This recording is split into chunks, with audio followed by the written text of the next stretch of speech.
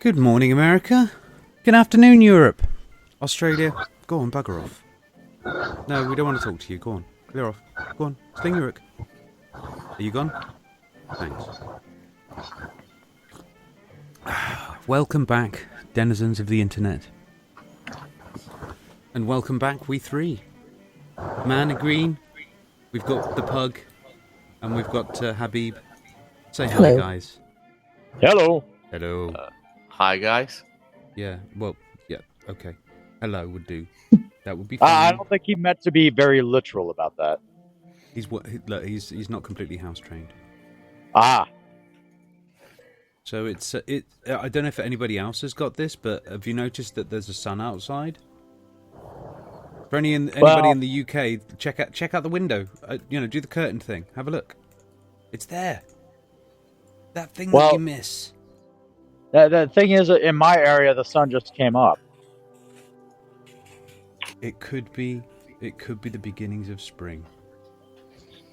Thank God. I don't know. There's a good. It was a rather warm winter.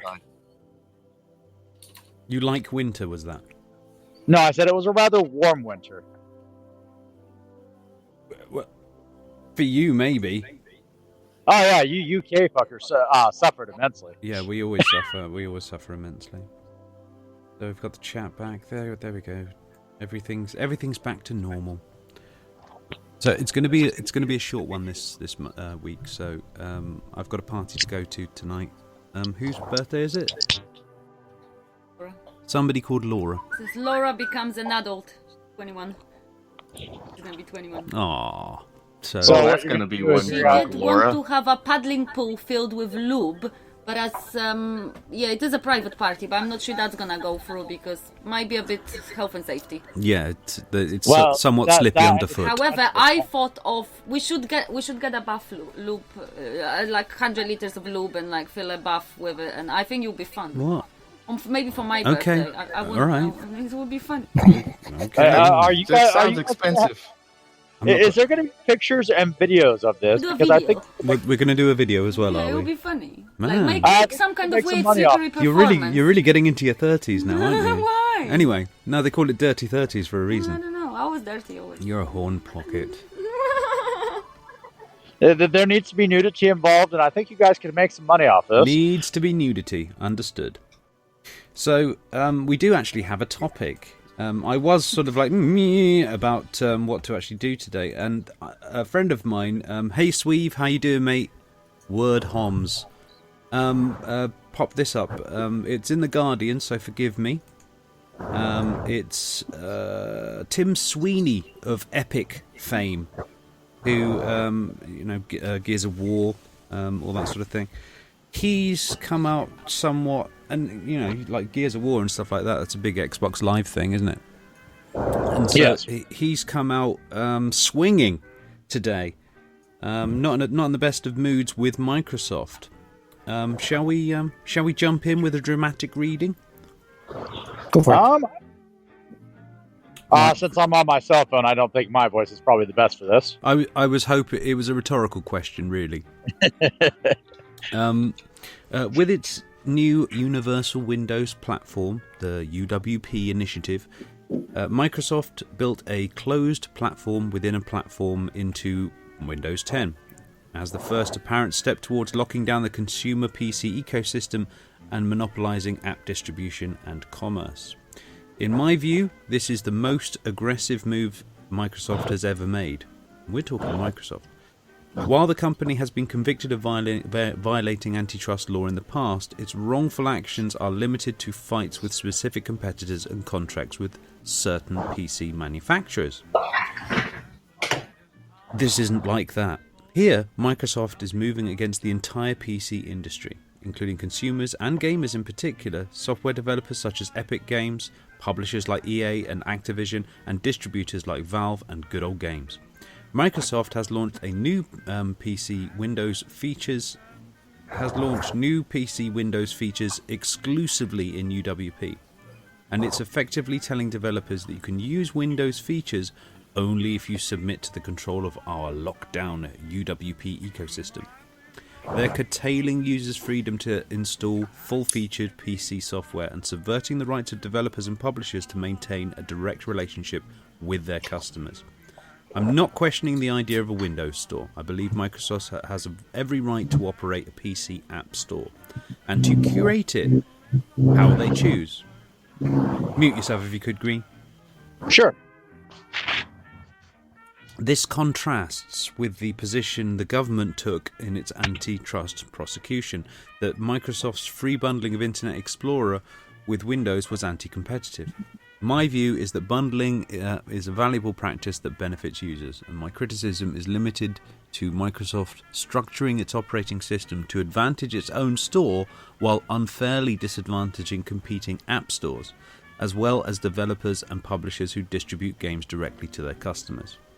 The specific problem here is that Microsoft's shiny new Universal Windows platform is locked down, and by default it's impossible to download UWP apps from the websites of publishers and developers to install them, update them, and conduct commerce in them outside of the Windows Store. It's true that if you dig far enough into Microsoft's setting burying UI, you can find a way to install these apps by enabling sideloading.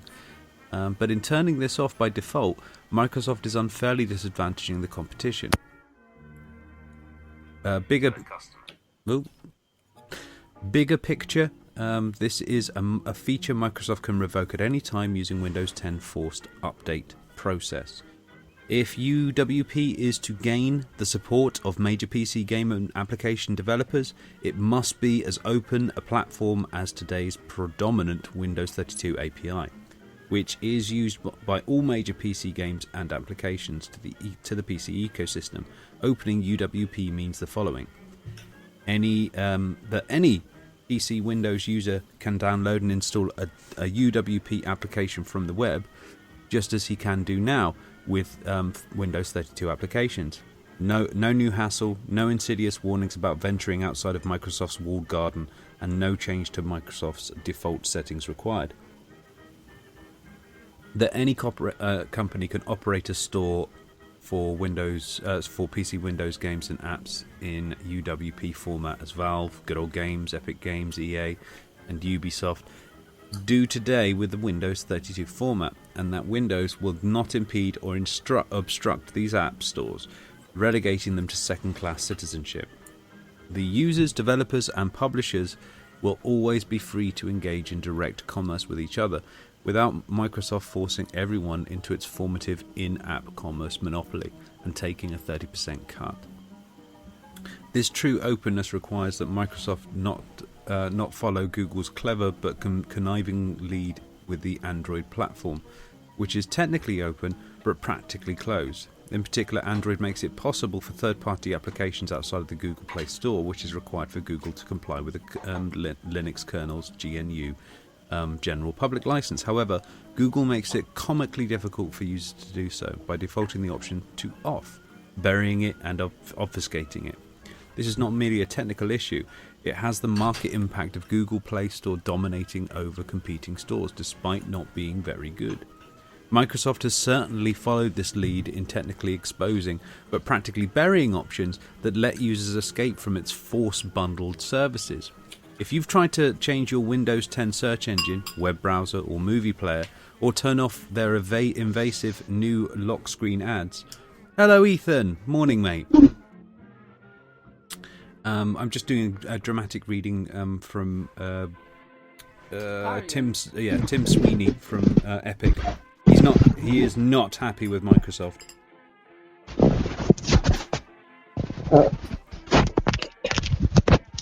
You're almost there. That's right. You've made it. It sounds like you were trying to wrestle your microphone. Yeah. Yeah. The microphone is awesome. Anyway, yeah. Let's get back to this dramatic reading. Microsoft has certainly followed the lead in technically exposing, but practically burying options that let users escape from its forced bundled services. If you've tried to change your Windows 10 search engine, web browser, or movie player, or to turn off their invasive new lock screen ads, Windows search bar, Bing, spam, or invasive analytics, you know what I'm talking about. It's a deliberately anti-consumer practice. The options are there, but good luck finding them. The ultimate danger here is that Microsoft continually improves UWP while neglecting and even degrading Windows 32, over time making it harder for developers and publishers to escape from Microsoft's new UWP commerce monopoly.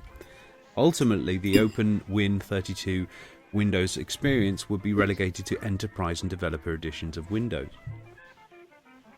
An open PC ecosystem is a vibrant one. Valve's Steam distribution service is booming with over 100 million users, and publishers like Adobe, Autodesk, Blizzard, Riot Games and EA are operating highly successful businesses selling their games and content directly to consumers. Microsoft's situation, however, is an embarrassment. 7 months after the launch of Windows Store alongside Windows 10, the place remains devoid of top third-party games and signature applications that define the PC experience. Where's Photoshop? Grand Theft Auto 5, FIFA 2016. There are some PC ports that were great mobile games and some weird things such as the Microsoft 10 port to the Android port of the PC version of Grand Theft Auto from 2004. But the good PC stuff isn't there. With the exception of Microsoft-owned software products, does Microsoft really think that independent PC developers and publishers who cherish their freedom and have the direct consumer relationships are going to sign up for this current UWP fiasco? I think not. In my view, Microsoft does not commit to opening PC UWP up in the manner described here. Then PC UWP can, and it's a terrible fucking name for it as well, should, must and will die as a result of industry backlash. Gamers, developers, publishers simply cannot trust the PC platform, so long as Microsoft gives evasive, ambiguous and sneaky answers to questions about the UWP's future, as if it's a PR issue. This isn't a PR issue, it's an existential issue for Microsoft, first-class determinant of Microsoft's future role in the world. Heading: Why We Fight. As a founder of a major Windows games developer and technology supplier, this is an op-ed I hoped I would never feel compelled to write, but Epic has prided itself in providing software directly to customers ever since I started mailing floppy disks in 1991. We wouldn't let Microsoft close down the PC platform overnight without a fight, and therefore we won't sit silently while Microsoft embarks on a series of sneaky maneuvers aimed at achieving this over a period of several years. This day has been approached for over 18 months, and I need to give credit to Microsoft folks, especially Phil Spencer, for always being willing to listen to Epic's concerns with the UWP paradigm and to propose solutions. Because they listened very patiently, I hoped and believed that Microsoft would do the right thing. But here we are. Microsoft's consumer launch and PR around UWP are in full swing, and this side of the story must be told. Microsoft's intention must be judged by Microsoft's actions, not by Microsoft's words. Their actions speak plainly enough. They are working to turn today's open PC ecosystem into a closed, Microsoft-controlled distribution and commerce monopoly.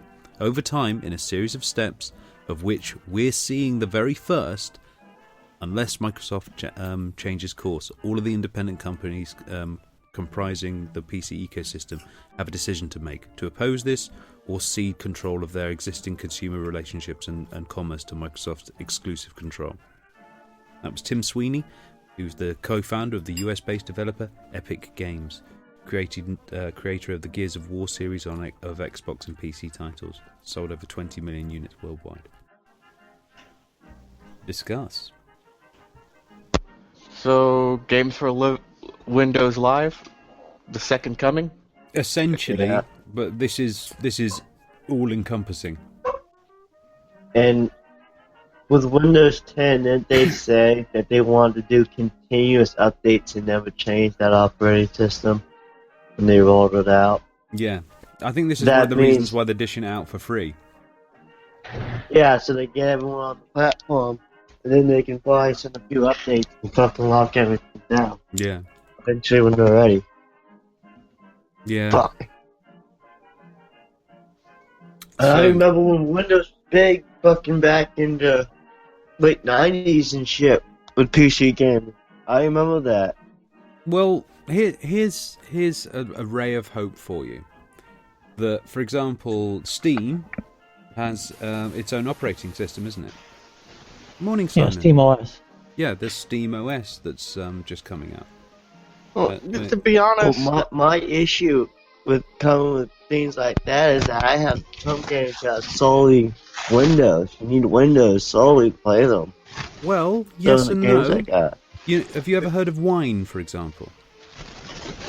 But everyone keeps telling me Yeah, but why doesn't Wine like adds fucking another everything.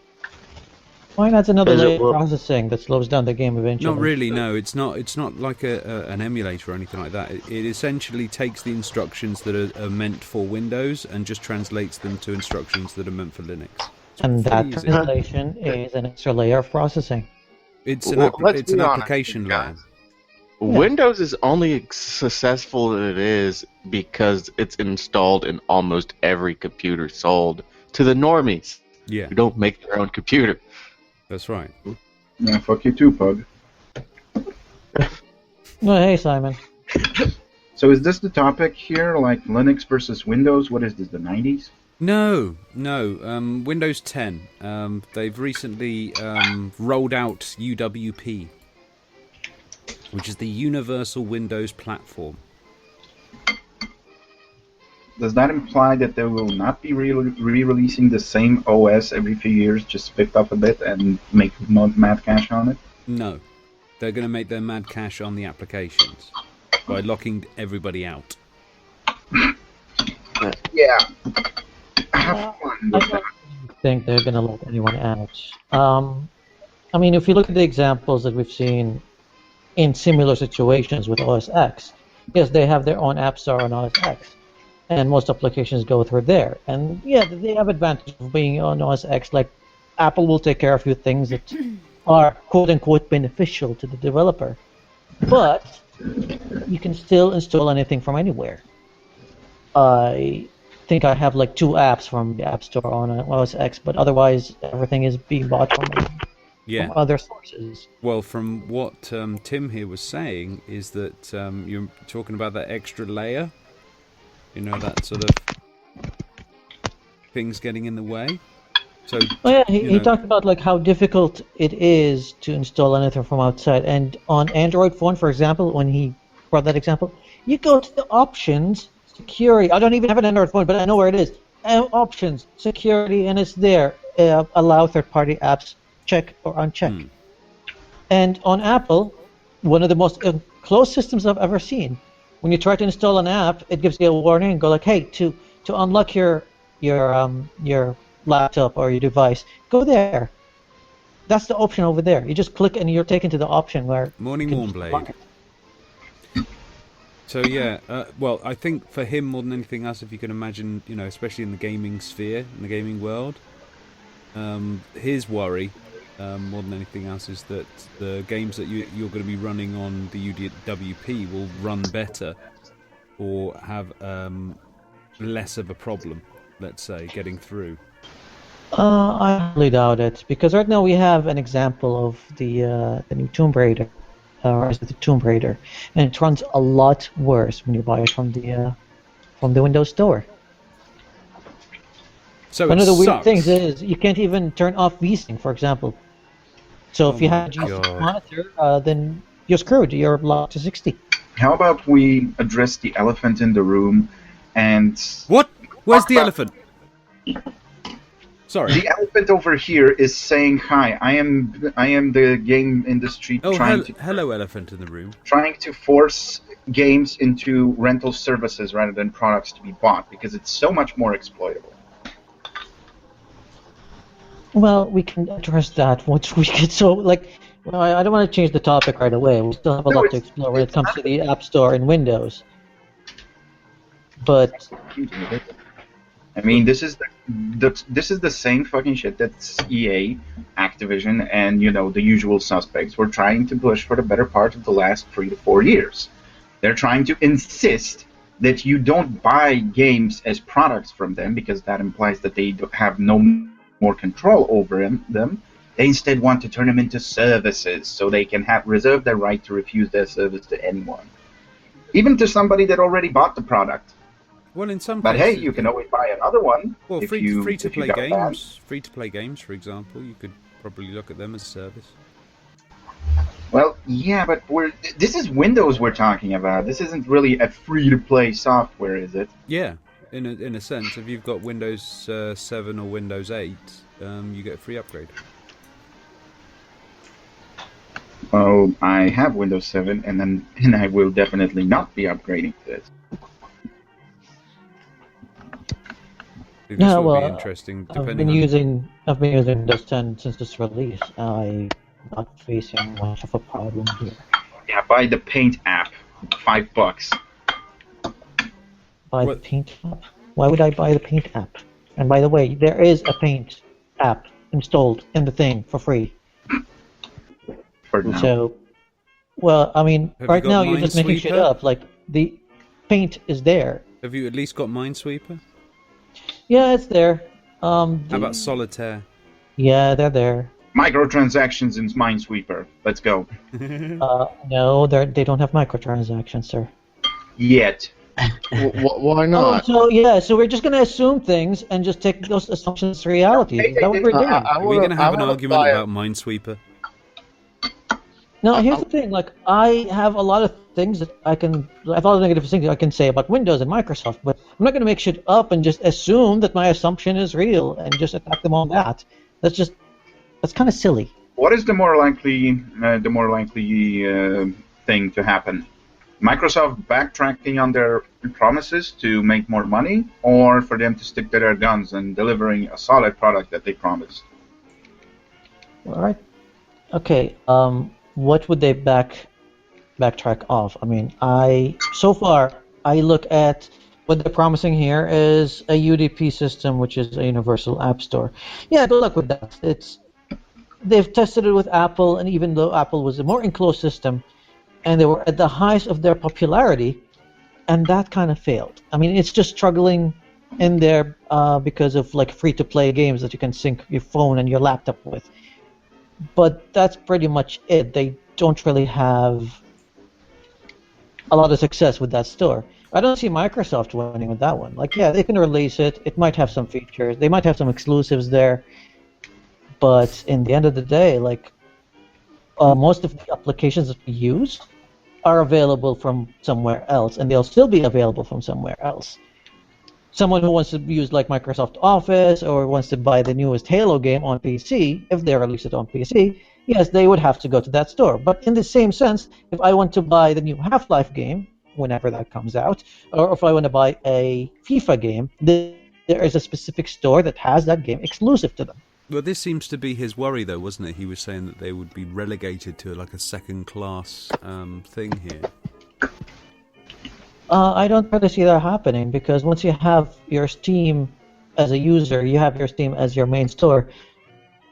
If Microsoft releases UDP, will the user base and developers and everybody just abandon Steam and go to UDP? I don't really think so. No. The more likely option is going to be that it'll come prepackaged and pre-installed on the system, and whenever you will try to install, like, I don't know, Origin, for whatever reason, or Steam, then the system will have a pop-up like, hey, you seem to be wanting to install, a fucking game platform. Have you heard about our gaming platform? It's right here, right on your directory. It's not just games, by the way, Simon. They're trying to release like software, games, and everything. Well, technically speaking, Steam also has some software, like some. Yeah, I mean, if you, I keep comparing it to the App Store on, like I said, on OS X and their experience with it. And right now, there is a store in Windows 10. I've never been there. Let's see what they have. But it's mostly like web apps, or just like there's that for Best Buy and a Disney Infinity app and Star Wars Commander, which is a phone game. So they don't really have much. You can buy Xbox games on Windows and run them on my Xbox. I guess that's the thing. So yeah, it's going to be just another platform. And you know what? In a way, even though the way that they're approaching it kind of sucks, but more competition to Steam and GOG and Origin is a good thing. Bring it on. let's see what you're gonna do, and if it Origin sucks, is not it sucks. If it doesn't, then we still have our platforms. Origin is not even within the same ballpark as Steam or GOG. Well, they do succeed in one thing. They have excellent. Yeah, they have EA games. No, they have excellent customer service, like after-sale services. But other than that, They EA? also have free games. yes. Yeah, they dish out some free games. They're trying to buy their way in. So does GOG. By the way, just for anybody's information, if they do have Origin, Need for Speed Most Wanted is on a free at the moment, so get it while it's still hot. Yeah, I already own it, and right now it's funny. I open Origins and I see 2 copies of it. I'm like, okay, you gave me a free one, but you don't have to display it twice. That doesn't make any sense. Stupid. So yeah, there's that. So yeah, I can see why he's worried, because at the moment, yeah, from what you've said, sort of like of the operating system as is, yeah, not really too much of a worry. You can get round it easy enough. If you're a reasonably tech-savvy human being, not a problem. But there is, of course, the genius of the crowd, or the idiots in the mix here, which will then, of course, not do this, and then get themselves. You know, it's popular follows popularity, doesn't it? Yeah, and right now, Windows is so mainstream right now that I think the other platforms already made it to be a mainstream thing. Like, if I want to buy games, nothing that UDP is going to convince me to leave Steam for. Leave Steam for that kind of system. And it's a popular thing to do. Like, even the most idiotic person, when they buy a gaming PC, the first thing they're going to install is Steam. That's the thing to do. So, for example, yeah, if SteamOS came out and they had a good option for Windows 32 applications, would that swing your thing? If it got to the point where it would be barely noticeable compared to, say, Windows 7 or something? Yeah, it would actually rock the industry quite a bit. Thing is, I'm not going to switch from Windows because I use Adobe products as well. So the thing is, when Windows 32 applications are so ubiquitous these days, it's to a point where it's kind of going, this doesn't belong to you anymore. If you know what I mean. Obviously, Windows owns the Windows 32 thing, but for crying out loud, it's got to that point. It's so ubiquitous that that it's it's an antitrust thing, really. And it's not even the case that we kind of don't know how to make it work. GOG's doing Morning, Marshall. GOG is just doing fine with like making really old programs work. I don't even know how much backbreaking labor it took to actually make a version of the original Postal that actually works on Windows 7. yeah, it's more work than you might think. Like, if DOSBox was not a thing, like 90% of the games on GOG wouldn't be there. Yeah, but let's face the facts. GOG is not really, a comparable company to Microsoft. I mean, GOG is big, but Microsoft is a fucking global behemoth. And you're telling me that they don't have the manpower or the time or the resources to reverse engineer old programs that people paid for so they can use it on the new operating system? Well, it doesn't benefit them, though. Why would they? Why would I do that? Like, seriously, why? If I was a content creator, then why the hell would I do that? Because they paid for the product. I mean, it's not a case. But that they'll you're a pay third for party. the new product. Okay, let me Not a say. case of a I'll take developer it this way. I'll take it this way. Right now, I don't have a cassette player anymore. Should I take my cassettes back to Paramount and be like, hey, give me CDs or give me MP3s? They're not going to do that. They're like, no, you just buy them again. You can still buy a cassette player. Yeah, but I don't have one. You can still buy a PC that runs old Windows. You can still do that. I mean, you just want to run your old software on a new thing. It's like me trying to jam my cassettes into my PC. I'm like, they don't run anymore. God damn you, give me MP3s. Technically, you can jam a. Yeah, here's the question: Did the same people also sell you the original cassette player and then insisted that you have to buy a CD player because it's so much better? Yeah, Because it's the this same isn't the people. case of a It's the same third-party people. developer. Sony sold me all that kind of stuff. They sell the Walkman, they sell the CD player, and they're selling the MP3s now. They're That not they going to made- replace your old products That because they're they obsolete. made. Yeah, that they made. Yeah. Like I said, Sony is an example of that. They made all of this all of that stuff, and they produced the music too. Yeah, this isn't an inbuilt obsolescence thing. I mean, this is technology shifting. I mean, you wouldn't make a CD player that has a tape. Well, they used to, didn't they? In the earlier days, you'd have a tape player and a CD player, so you'd have the pair.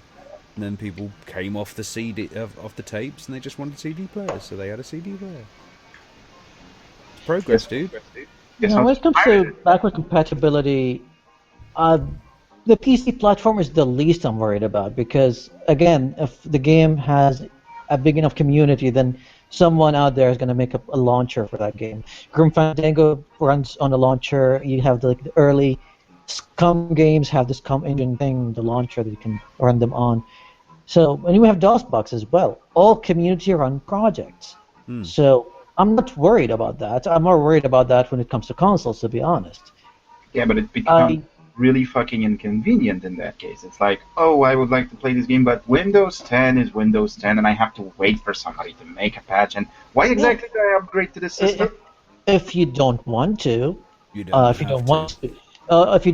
you want to stick with the old games, then for all. I know people who are still using Windows XP. Yeah, just for all means, just keep using old Windows. I mean, if I were to build like an old PC for older computers, I would use Windows 98 SE, to be honest. Wow. But yeah, That would be Windows an 98 is old computer. yeah. I mean, it has some great games. Like you have, for example, Grim Fandango ran best on Windows 98. Oh, yeah, it did. So. Although I don't know to this day if my copy of the game was bugged or something like that, but I could back in the heyday when this was like a new game, I could never pass it because in like the second year when you were running the casino and you were supposed to get a picture of Drago and Max's girlfriend kissing from the cat race in the finished photos, and I put in the correct date and it never came up. I just kept getting a bunch of cats. I was literally stuck on a fucking loop. It's the order is messed up, so you just have to mess up the order a little bit. Like that puzzle always gets me too. So, but yeah, regardless of that, like, it's not like the games just stop running on the old systems. It's just when they introduce a new system, yes, older things will always be incompatible at one point. And I don't expect someone like, let's say, a company that's been in the business for decades right now, let's say EA, to keep re-engineering the old games whenever there is an advancement in operating systems. Consoles somehow manage. Consoles manage? Are you fucking serious? They sell you the same thing over and over again. Yeah, try and Yeah, jam a Nintendo 64 disc in anything. Sorry, a cartridge in a GameCube. That's We're gonna talking that's gonna be a about struggle. Windows here. It's like saying I would like to see you try and jam a fucking I don't know, Blu-ray into a PC. No, here's what I'm saying, Simon. The PlayStations for a while at least had backwards compatibility for a little while, but they had it, and they still pretend they have it. They have only it on had Windows, it because but they were limited, actually but it's putting in the there. hardware. They have it on Windows. It's very limited. It's not the best, but it's still there. It requires some tinkering. Oh, compatibility? Yeah, I still use that. It's there. It's especially when it comes to games, because games are more resources heavy than actual programs. But yeah, I can run software, very very old software, just fine. But it comes to a point where it just doesn't work on the new system, and that's the reality of it. It's not like it's not working as designed, because if you have the old operating system with the old software and the old hardware, it's gonna work. It's not like magically gonna stop working. So it's always a question that you have to ask yourself whenever you upgrade. Like, am I willing to abandon anything that I am working on right now? Am I going to run the risk of it not running?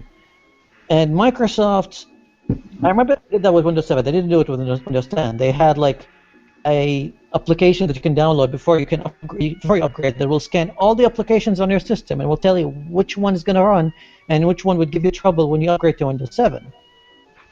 Unfortunately, they didn't do that with Windows 10, and I thought it was a brilliant thing to do. Like, well, if you want to upgrade, these are the kind of software that won't run. And then it comes to either the developer themselves to re-engineer their software and their games to work on the new systems, or the users, or you just abandon them. This is just the reality of things.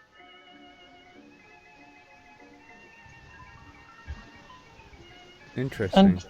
And trust me, I do know that it kind of sucks because I paid for those games and those software, and I would like them to run indefinitely. But the PC platform is an ever-evolving platform, and at some point, when you evolve, you have to let go of a few things, a few features here and there that are obsolete, and you just want to do something better with the resources that you have, the hardware resources.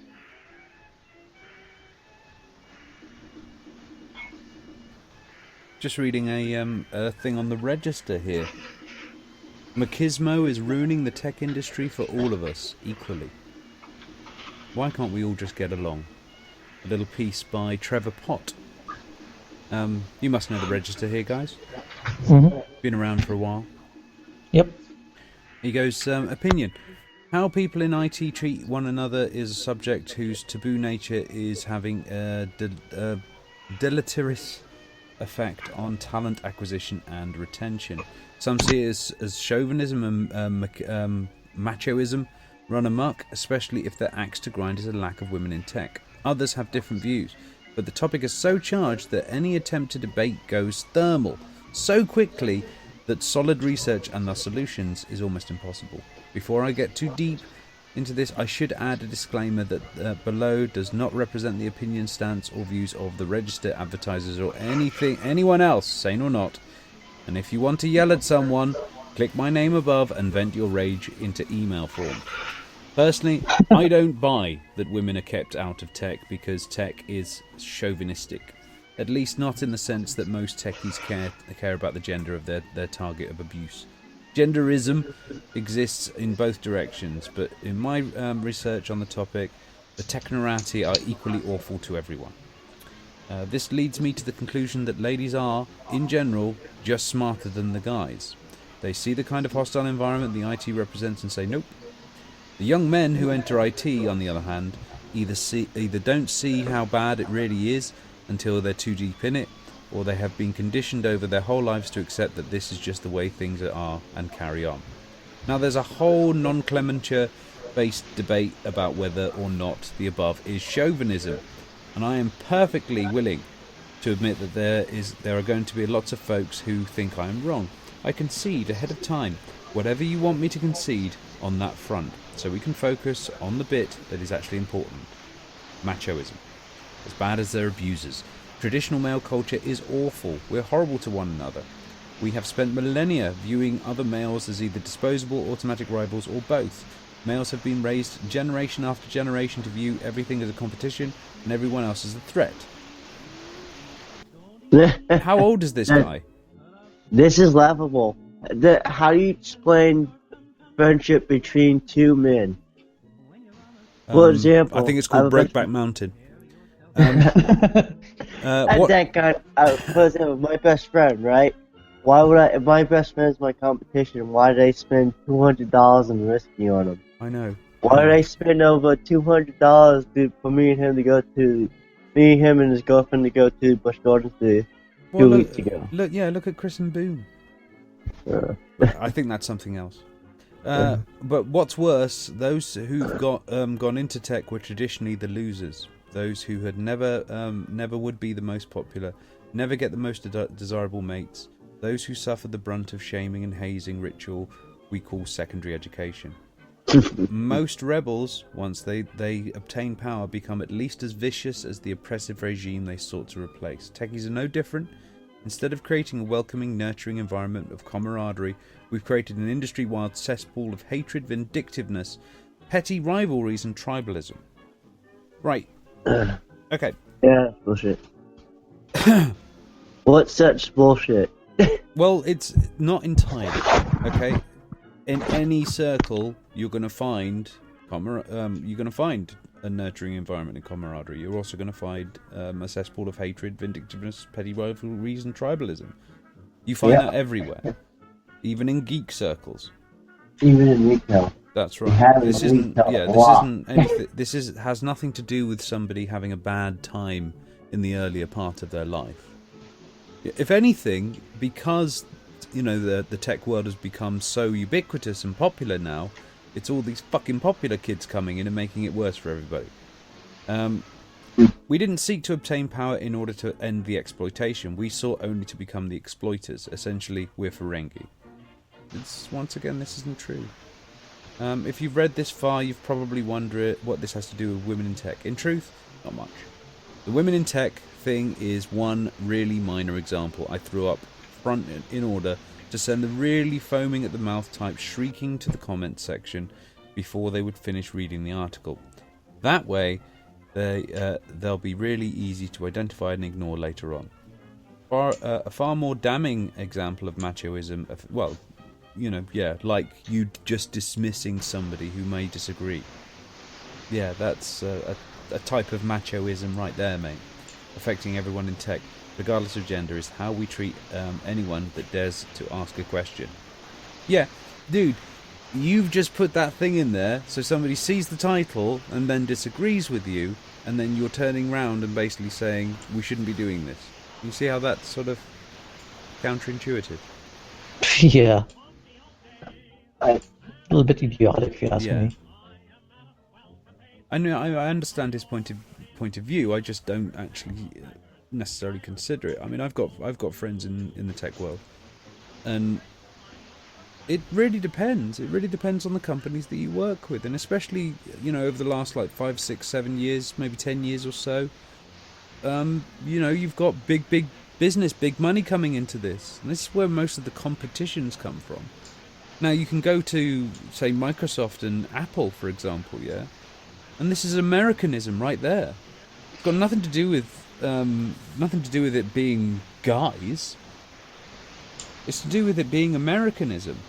It's right. I'm going to create this, and I'm going to make sure nobody else can get involved in it. Every American company does this. Always trying to corner the market. You'd never have seen, say, Raspberry Pi, for example. You'd never have seen that come out of of an American company. Open to everyone. They're not keen, just not keen on it. They want to lock everything down. I'm going to put in my investment, and then I want to have my return. Pretty much. And it becomes counterintuitive. Well, it's the everybody's got to make a buck mentality. I was saying this. There's these 3 sayings that people sort of have in certain countries in the world, where it's basically you've got to do something shitty in order to keep yourself going. And in the UK, for example, we have everyone's got to live. In China, they say man has to eat. And in America, everyone's got to make a buck. I think that sort of points it out in my world. That's the way I look at it. Talking of making a buck, Facebook recently has decided that they might want to pay some tax. Isn't that nice of them? Oh. Thanks, Facebook. Thanks for coming to the UK and taking more money out of the country from the tax office than you put in taxes.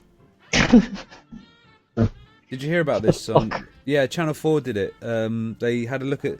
Basically, I think the tax office spent about $27,000 in advertising... £27,000, sorry, in advertising on Facebook to tell everybody to pay their fucking taxes, whilst Facebook paid less than $5,000.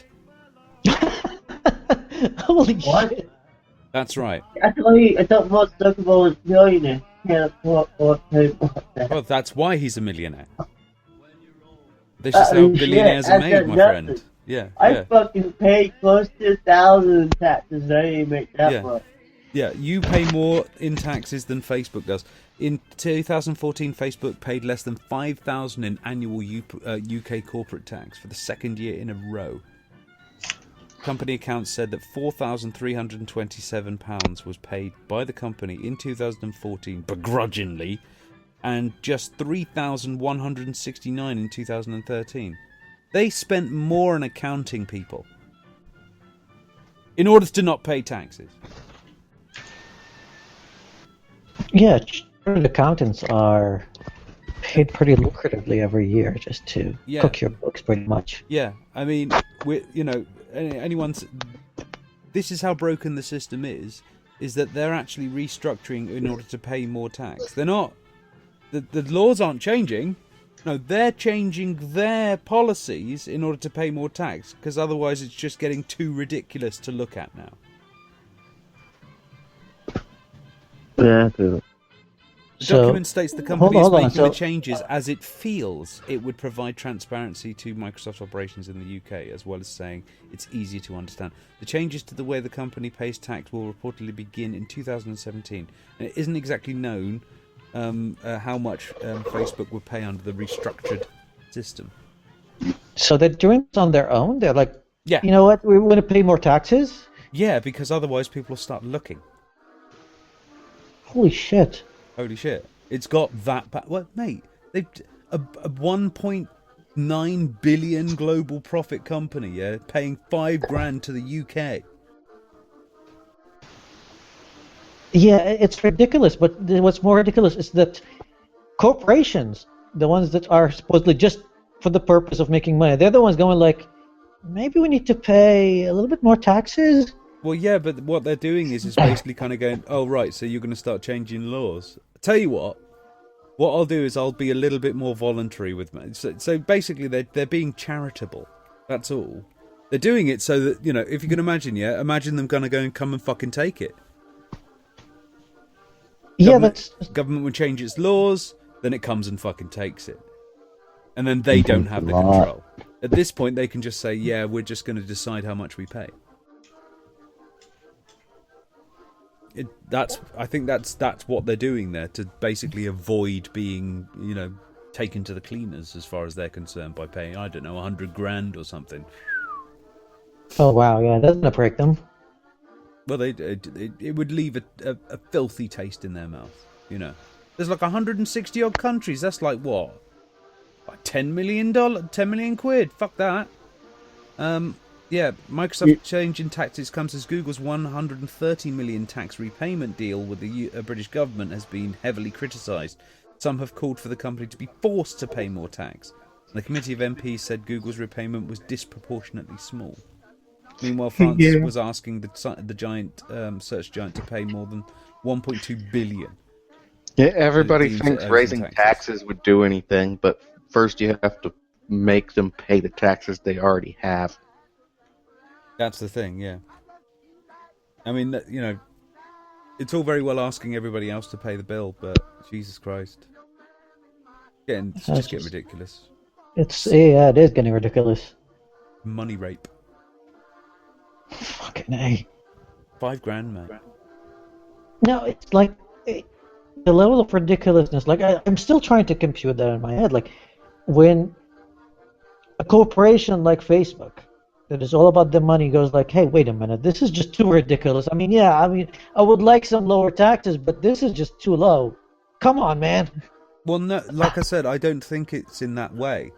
Well, the taxes aren't low. It's just they avoid them. Yeah, they are, you know, absolutely making sure that they can get away with paying nothing. And then basically somebody came around and had a look at them and they were like kind of going, you only paid $5,000 this year? And they went, fuck, we're really good at this, aren't we? Shit, yeah. Yeah, we might want to basically save our arses before someone comes and takes it away. Hell, so some companies in America pay 0 in taxes. And they probably get rebates from the government. Oh yeah. Yeah. Yeah, they do. I mean, I heard that there were some companies that were actually getting paid by the government just to be, you know. Marshall says, back in spring 2005, I tried to get IT workplace in one global corporation that had a factory here in Finland. After a 2-week internship, I was told that by my superior that I was about to get employed in summer. But then, in that spring, a Ukrainian government coup.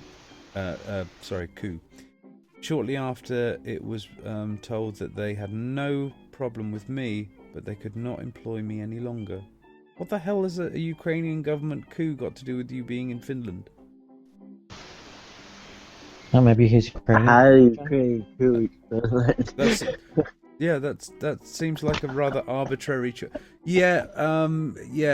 Happy to have you an intern. We'll sort you out in summer.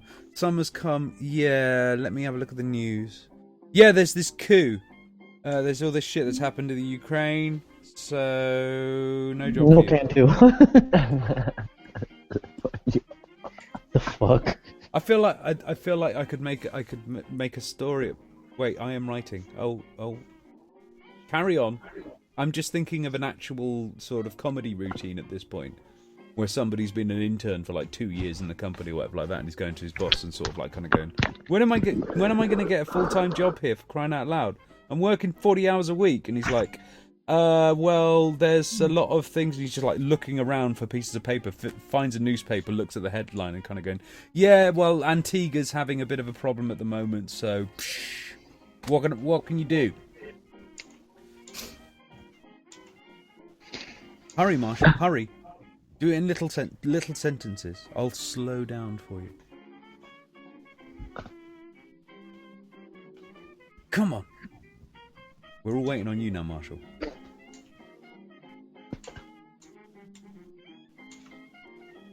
Well, I'm dying in anticipation now. I know. I'm wondering what he's going to say now. So We're putting him on the spot. Up in $87. What, you're going to write in 2 weeks? What? Yeah, all he typed is 2 weeks. That's how long it took you to type 2 weeks. This is going to be a long wait. Oh god. 2 weeks later. So Green. Green? Are you there, Green? He was there, and now he's not there. Oh, I'm sorry. No, I'm here. Ah, you are here. Because you had something that you wanted to talk to us about, wasn't it? Yes. No shouting. As far, No shouting. It's all right. It's all right. Relax. as far as the issue with the Microsoft thing is concerned, it just seems interesting to me because if they make the platform untenable for developers, I don't see developers coming to it. So I don't see how it's a problem until Microsoft makes the platform tenable for developers. I think they'll probably, I would imagine it being Microsoft, they'll be very incremental in their machinations. Yeah, I'm sure, but it's just along the lines of, people aren't going to be quick to rush to them if they're going to limit their ability to actually put things on other platforms. So Microsoft is going to have to cave a great deal for people to say, "Oh yeah, we'll totally develop for you." Well, look at DirectX, for example. To them when they did that. They did very well with DirectX. Do you remember when DirectX first came out? Yes. It was a heap of shit, wasn't it, by comparison to OpenGL? Yeah. But it had a few little things in the that sort of like unified the joysticks and keyboard and every other, there was a few sort of added layers on there so that people could actually make games using DirectX. Yes. Whereas OpenGL, you had to sort of like start from pretty much the word go. Yeah. So they managed that. They managed to get almost every game out there making DirectX. So I'm not necessarily, what you were saying beforehand, Habib. I understand where you're coming from here, but those guys plan decades in advance. Yeah, I think that they may have done a poor job upon inception, but I don't think that they're going to deal with, pissing off devs too easily without, making it more tenable for the entirety of, gaming. Well, it's instantly made Steam OS suddenly pop up in my head, thinking, maybe we should have a look at this. You can't really take PC gaming in a vacuum. Closed platforms have been the thing ever since the NES. Yeah, they have been. And, if developers aren't willing to market with, Windows, they aren't going. And do you know how much Nintendo used to take from the developers on, say, the Super NES, for example? I don't remember because the usual deal is like 30%, but I'm not sure what Nintendo did. 95%. Holy shit! Well, they had a pretty much of a monopoly now, didn't they? On Nintendo games, yes. Because the open platform when it came to console games was the Atari, and that was a fucking disaster. I did not know that they. Yeah, that didn't live that long, but I mean, with the Windows Store, I think they would do the same thing that most platforms right now do, like the distribution platforms take about 30% to 35% of the developers' money, whether it's games or software.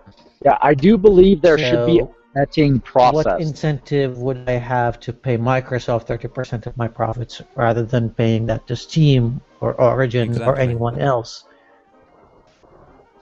Yeah, especially when I can release the same code on GOG, Steam, and even Origin, pay them the same amount, but it would require me extra coding to go with UDP.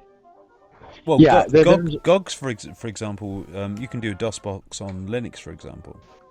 So GOG could really actually do themselves very well in, say, Steam OS. Yeah. Yeah, there's just no Steam incentive OS right now. is pretty much just a Linux. It's a Linux platform. Yeah, here's the thing, you see, when you've got a major, you've got big boys when it comes to Steam, isn't it? And if they're writing new code for Linux, that's a big win for the Linux community, because they want to make sure that all of that, because it's Linux, because it's open source, because it's GNU, anyone can use those. Anyone. Yeah, the thing is, there's just no incentive right now to go to. If you want to limit it to just gaming, I don't think people like Microsoft or Activision, for example, are going to sign up for UDP. Activision is enjoying that they're not releasing their games on anyone's platform. You want their games? Go buy it from them. They're not going to pay 30% for anyone, and I think they're in a position to demand such treatment from their gamers, because they've been developing along with they've got along with Blizzard, they commanded that kind of respect. Yes, some Call of Duty games are being released on Steam, but most of their games are not on Steam. You can buy it from them. EA as well. They're a huge company. They don't want to pay the 30% to anyone else.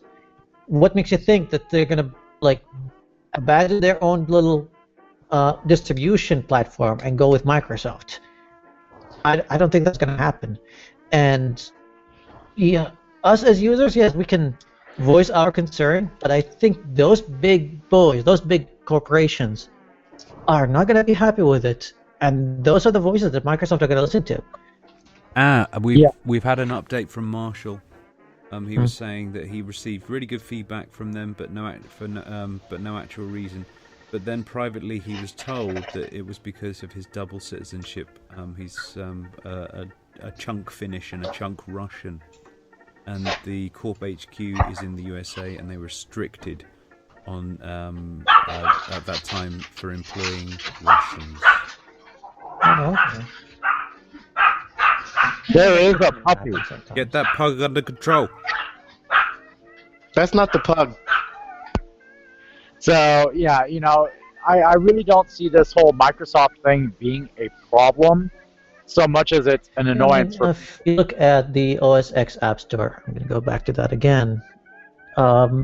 Apple keeps promoting themselves to the creative crowd If you want to paint, if you want to do photography, cinematography, get an Apple because, we're going to facilitate all your needs. You know what's absent from their App Store? Apple products. Not Apple products, Adobe products. They're not there. Even though I can go to the Apple Store, to the actual Apple Store, where you buy the hardware, and what they have in display is some Adobe products. You can buy Photoshop or whatever. But they don't carry that in their App Store because Adobe is in a position that they go like, hey, you have your closed system? Fuck you. We want to sell our own. Yeah. They need Adobe. And it's the same, I think, with Microsoft when it comes to big software companies. I don't really think they would go with their platform unless they want to utilize their interconnectivity with phones and tablets. I mean, UDP as a concept of having the same app run on everything. I have a phone and a tablet, and I can synchronize all my data and all my work. All my workflow is going to be seamlessly kind of, synchronized. That's kind of cool, but we already have solutions for that. Unless I see some actual apps that make these kind of things easier, I'm not going to go with it. And I don't think developers are going to go with it unless they see the user base. And the user base is already somewhere else, and they're more than satisfied somewhere else. So I just don't see it working. Marshall, I was aware of this thing that the Americans were basically doing this. I didn't know you were obviously half Russian, half Finnish. But anyway. Green, you were going to be talking about something else. Green. You're muted, mate. Hey Max, how are you doing? Yeah, you were going to be talking about something else. Yeah, it's in regards to, this whole Steam platform. I really... Or not. Okay. The Steam platform versus the Windows platform. I can't hear him. Hello? I can hear you. Am I coming in? Yeah, we can hear you fine, mate. Pug might need to refresh, mate. This whole Windows platform thing, I just don't see it as being a problem for gaming in general because they're really just kind of screwing themselves over at this point. I mean, really what it boils down to is Windows is screwing themselves over. They aren't creating a platform that's worth people coming to. It's kind of what Nintendo has been doing to itself for the last few years. Nobody wants to develop for them because they've pretty much closed off their platform too hard, and you just don't have people wanting to develop for Nintendo and make good games on their console, and they're going to other places. So it just seems to me that Windows needs to put up or shut up and go the way of the dinosaurs if they want to be a gaming platform.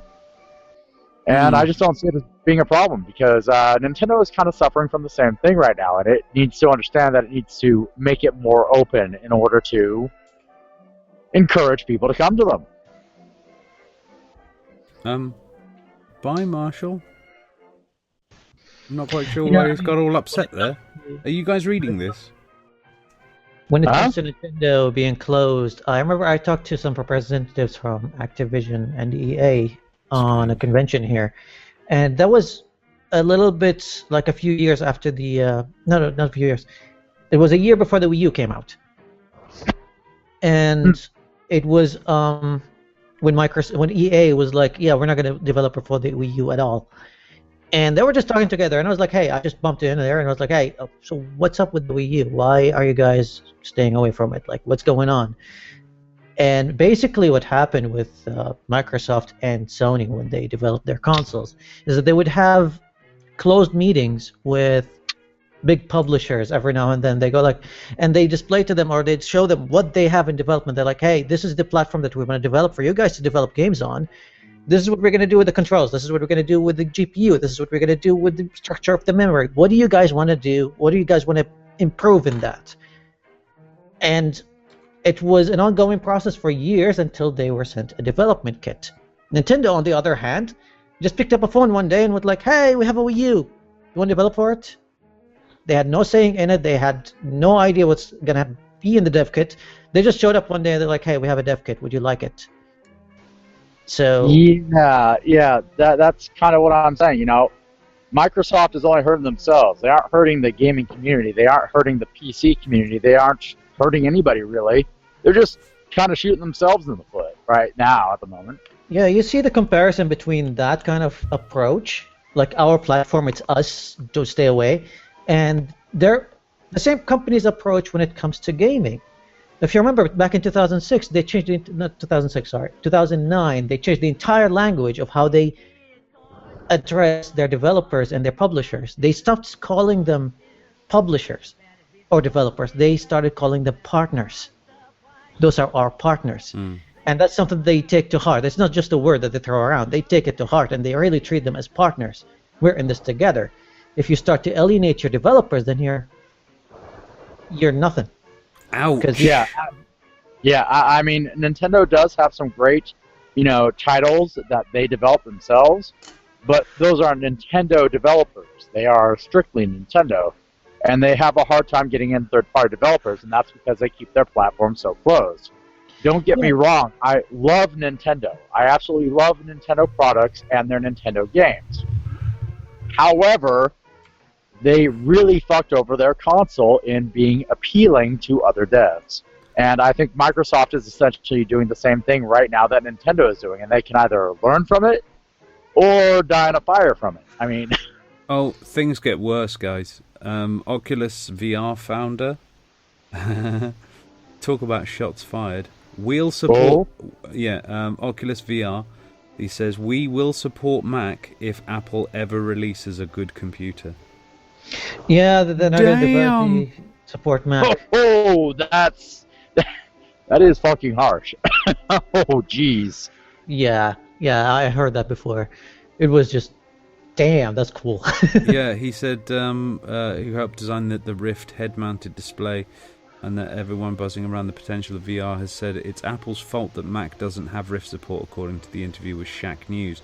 The engineer explained that the graphical processing requirements for virtual reality are not an ideal match for the way that Apple designs its computers, and that he would consider supporting Mac systems if Apple would build something up to his standards.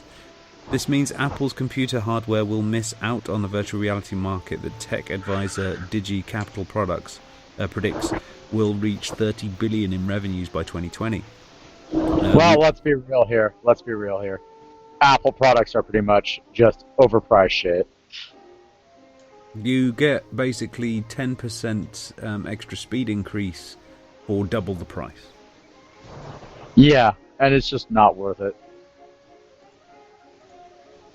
Wow. Yeah, I mean, I enjoy their laptops because of my specific need for laptops, but I wouldn't recommend an Apple product to anyone at all. Like, if you're not into like the kind of field that I'm in, photography, cinematography, and all that kind of shit, and you need a laptop on the go that you can do your post-processing with, and has like amazing life battery. Like my laptop is over 3 years old, and the battery still lasts for like 3 hours. Well, not 3 hours, sorry, 6 hours while using Photoshop and Lightroom at the same time. Something. Okay, guys, I'm taking off at the time being. Sorry. No worries, mate. See you in a bit, Bert. Sure. See you later, man. But something that I've looked into other laptops. Most of them can't do that, or even the ones that can would have some of the new would have like shittier screens. Well, some of the new Macs that were coming out, especially the laptops, they just had no ports, nothing. Yeah, the MacBook Air, the new one, is a joke. Yeah. And by the way, really underpowered as well. A guy from the Apple store, he said, I was just like changing my iPhone because my previous iPhone died, and we were talking about the new Airs, and he's like, yeah, that for a photographer like you, just avoid it. You either get a Pro or stick with your laptop. Yeah, it's basically just a lol box. You know, it's just basically an iPad with a keyboard. It's about it. And it's like, look, it's so thin. Yes, that's because it doesn't do anything. Look at this piece of paper. That's really thin too.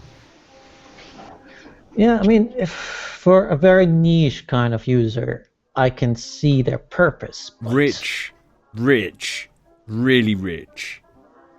It does fuck all. It's basically for people who don't want to do anything. And they have to be well loaded, because those things were fucking expensive. Well, the new Airs are not that expensive, to be honest. How much? Compared to laptops in their price range, I would say they're $100 or $200 more expensive to something that is in the range of those laptops. What you mean? The pros, you mean yes. laptops that don't have any ports on them or Yes. upgradability?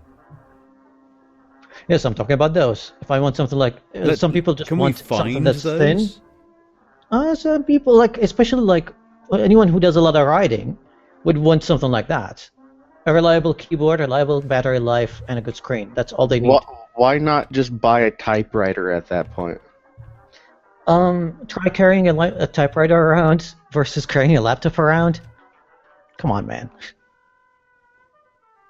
But yeah, basically the new Airs, I would say it's for bloggers who don't want to use a tablet with a tablet keyboard.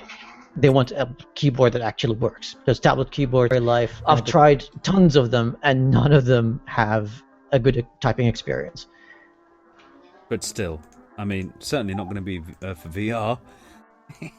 No, it's not for VR, and I agree. It's a very niche product, but I don't know why it took a mainstream kind of appeal to it. Like, why would you buy this if you just want to play Minecraft? Like, that doesn't make any sense. It's not even for that, you see. It's one of those sort of you know, do you remember when Apple came out with the wristwatch? Yep. And they didn't sell it as a tech device, did they? What did they sell it as? Fashion accessory. Yeah. That's what Apple is these days. And you know, Hello, as someone, I mean, my dad is. I'd just like to say hello to our new guests, Death Noble and Last Sigil. Welcome, gentlemen, ladies. You know, my dad has a very eccentric hobby. He collects watches, like expensive watches. Like, he worked for an oil company for more than 40 years, so he made pretty good money out of that. So every time he gets a bonus or something, he would indulge in buying an expensive watch. Yeah. And yes, I was raised in that household, and I get the appeal of a very, very nicely put watch, an Omega, a Rolex, or something that costs tens of thousands of dollars. And even if for someone like me, when I saw the Apple Watch and the prices, I was like, this is shit. Yeah. Because here's the thing. When I went to college, when I first went to college, my dad gave me one of his collector watches, and I was ecstatic until I learned its price. I was like, I can't wear this. This is more expensive than my car at the time. Yeah. But yeah, it's something that you can inherit. He has the watch that he always wears was his father's watch. Oh, and look, I think that's where he got his hobby. Now, how do you do that with Apple Watches? Yeah, it's like, oh look, I have a watch with inbuilt obsolescence. Great. I mean, the only way they could sell it as a fashion accessory that would appeal to people who like to collect watches or like to own an expensive watch is to have an upgrade program. I can go to Apple at any time with my Apple Watch Generation 1 and go like, hey, this is Generation 1, now you have a Generation 6. Can I have the new one? Okay, they can charge you like something like, I don't know, something very, very minimal. I would say $50 to $60. That would be fair. But right now they're like, okay, after 2 years you have to buy another one that would cost you tens of thousands of dollars. And I'm just like, no, that's not going to appeal to anyone. Unless you're filthy rich and stupid. Because if you're filthy rich and not stupid, you would go buy an Omega. You would go buy a Rolex. Yes, I want a watch that is expensive and a fashion accessory. That's fine if you have the money for it. I mean, imagine if I buy a Ferrari and after 2 years it's obsolete. I can't drive it anymore. That's just stupid. And yes, Ferraris are overpriced. We all agree on that. But they do have an appeal to them, just like expensive watches. But the same thing with Ferraris and watches, they actually get more expensive as they get older, not the other way around. I've just asked Tim Sweeney if he'd like to come and have a chat with us. Oh, that would be nice. Hey, Matt. How you doing? Let's see if he responds. That'd be funny. So, yes, it's been one of those days. Like a nice... It's almost sunny out there, apart from this grey cloud sort of Oh, Rob and I donated $50 to your Patreon. Sorry? I gave you $50 on your What? Patreon. What I pledged $50 again. What did you do that for? I No felt way, like it. mate. Oh my Was it? god. Because I have a job again. You've got a job for me then. You saw my new little thing, yeah, that I've put up for anybody who's if I was working out some way of actually being able to do sort of like rewards for people, and of course the way I've done it, I do it on a monthly basis. So I'm a bit screwed as far as giving people out sort of a reward if they wanted to just buy a service off of me. So the way I'm doing it is, of course, is that if you were to like do one monthly payment of a certain amount of money, I do you a reading. So what would you like me to read? I don't know. Probably just a little snippet of the You didn't Iliad. think about that, did you? No. I said I was gonna do it anyways. I didn't know you had rewards. I said, Oh right, What? no mate, yeah, I've sort. Yeah, I can sort you out. Yeah, I'll do a dramatic reading of what I actually put. Dramatic reading. It's basically for a £50 per month pledge. Hi folks, with the new mic, I can now offer services to games creators, audiobook makers, film producers, or anyone really needing someone with a British accent and a willingness to read any script. This includes cutting, noise reduction, noise gating, and processed, recorded as an MP3 or any other format you'd like, sent to you however you'd like. Whatever your pleasure, I'll do you proud. For $50, you can make me read a short story or narration no longer than 200 words. Once the money has been processed, you can expect a little something in your message box. We'll have a chat and sort you out. Once this is all done, you can of course cancel the following month. So yeah, I owe you at least 200 words. So if you've got a poem that you'd like read, I have a book of poems of stuff I wrote a long time ago. Basically pull it out of here. yeah, something, I'll anything you'd like. I'll type you one up and send it over if I can Yeah. find that book. Whatever you'd like done, mate. Some of my poems I've lost over the years. The ones I wrote up in high school. I wrote a couple in high school for some girls I liked in high school. And I wound up losing a lot of them. Do it. Whatever you got, man. But I don't have those ones anymore because those ones kind of got lost over. Give me a second, I'm going to dig it out. Well, you don't. But Have yeah, to, it's not immediate, mate. It's all right. We can talk about this in the back end. Oh, we will. Let's just finish the open house. Oh, that's nice. Bless your heart, mate.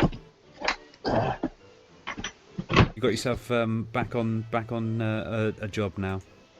Oh, I knew this guy. I was working with this guy at Kmart, and he said, "Well, I just got hired at this place, and I was talking to a couple of them, and I gave you as a reference.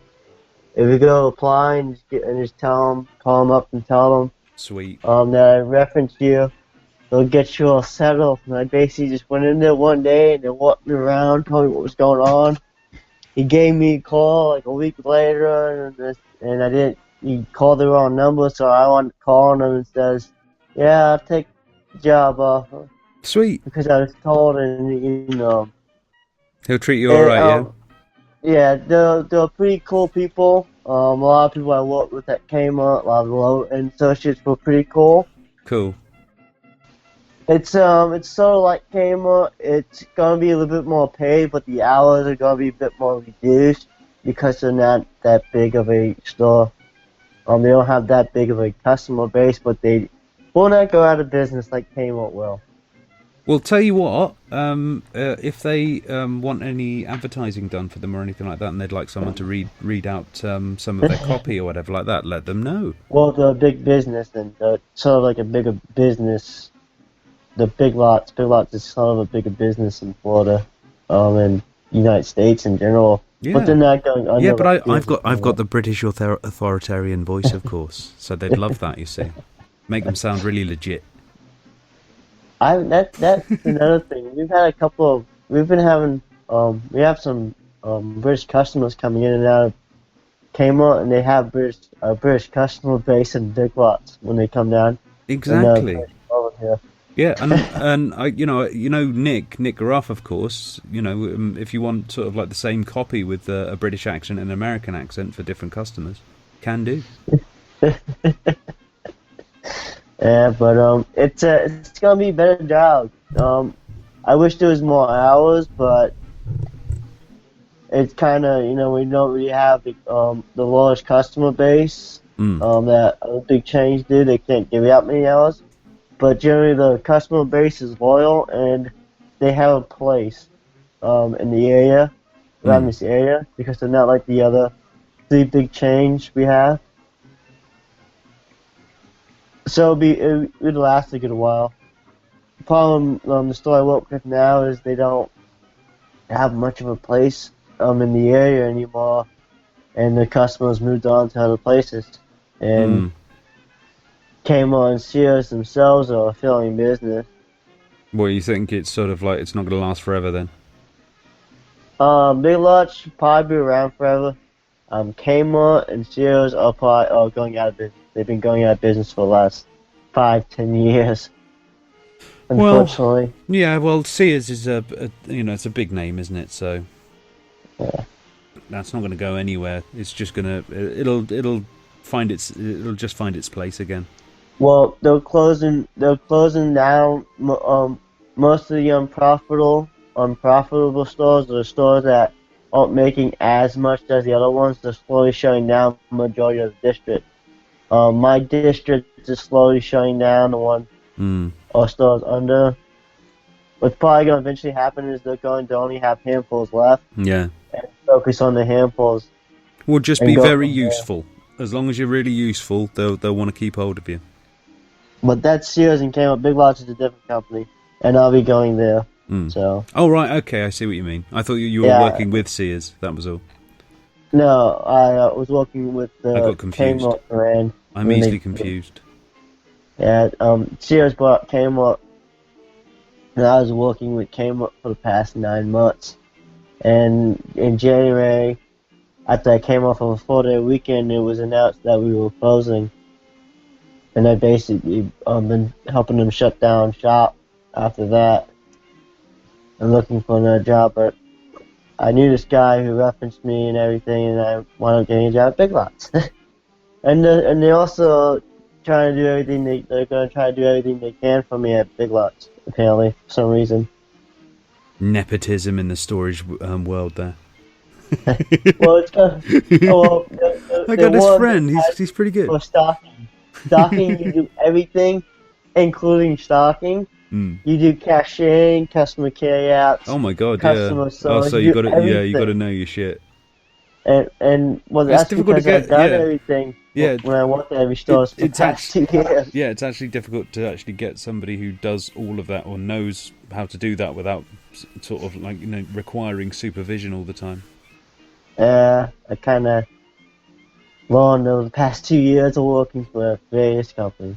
Oh man, different brand. I just come across this tweet. I think I'm going to dish this one out. It goes, how many Donald Trump supporters does it take to change a light bulb? Look, we can change the light bulb. That I will tell you. We're changing it, okay? And I understand what you're saying, and I get that from so many people, is the light bulb dead? They are asking me the question, is the light bulb dead? And the light bulb is in trouble. What I can tell you, okay? It's in trouble, but we're going to change it.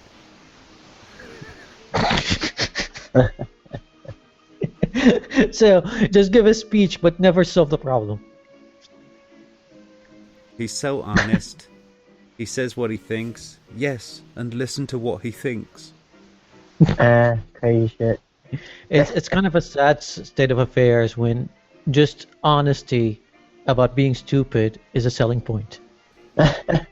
Well, look at, Bush managed it for 8 years, so, God damn it.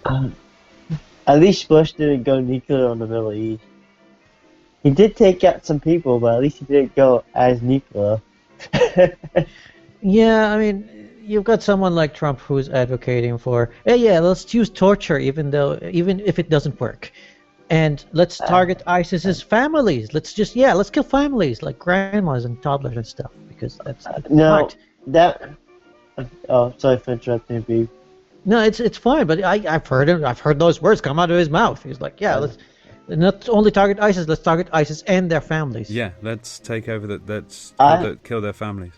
And it's I like, remember wow. watching this old World War II type movie about this. It was about like I don't know about this. I think this German guy killing other ex-Nazis or something.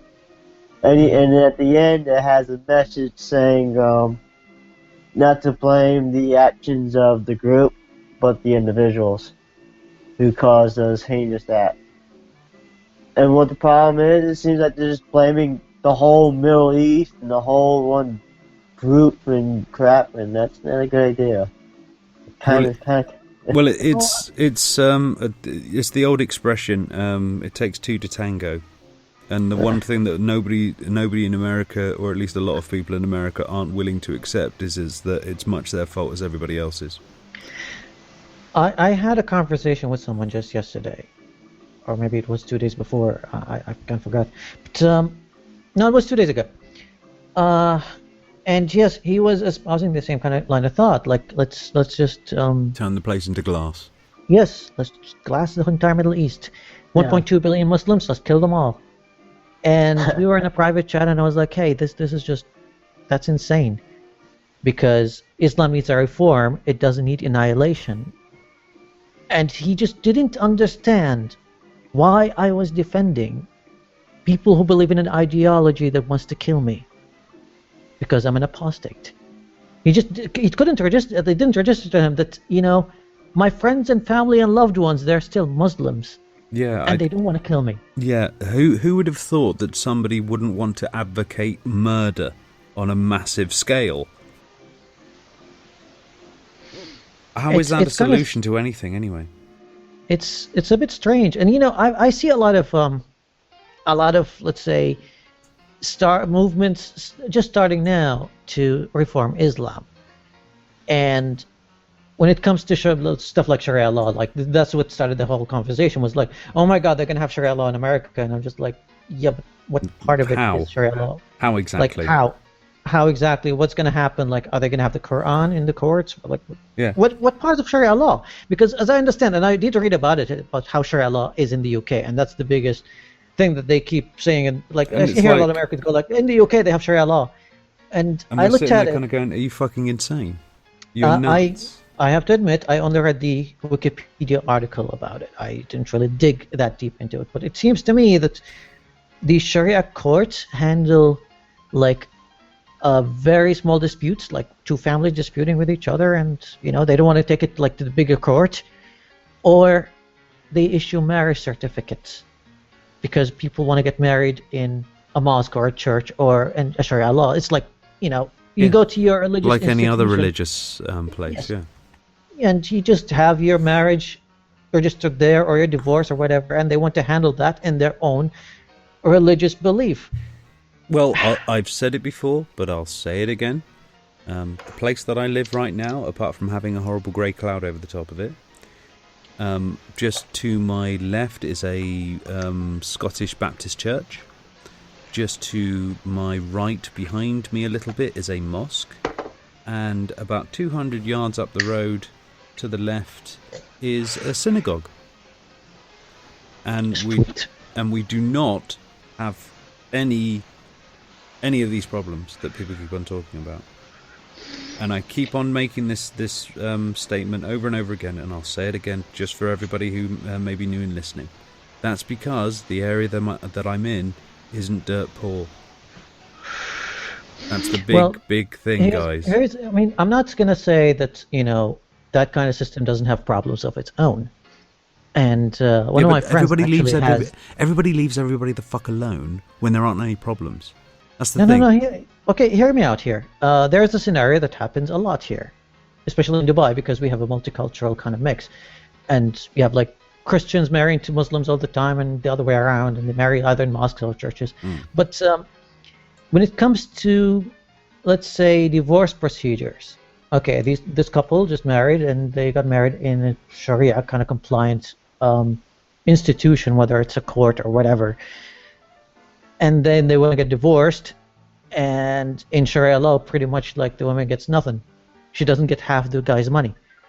Now, if she wants to have the divorce procedures taken into like a traditional court, in some jurisdictions, like in here in Dubai, for example, they just go like, well, that's up to you. Both sides have to agree on which court they have to handle the divorce in. And if both of them can't agree, then the case is just suspended in midair. They can't get a divorce signed because each one of the parties want to have the procedures being carried by a different jurisdiction or a different court. That kind of problem will happen. It's not like, okay, just because the problem will happen, we'll just eradicate the entire Sharia law kind of court.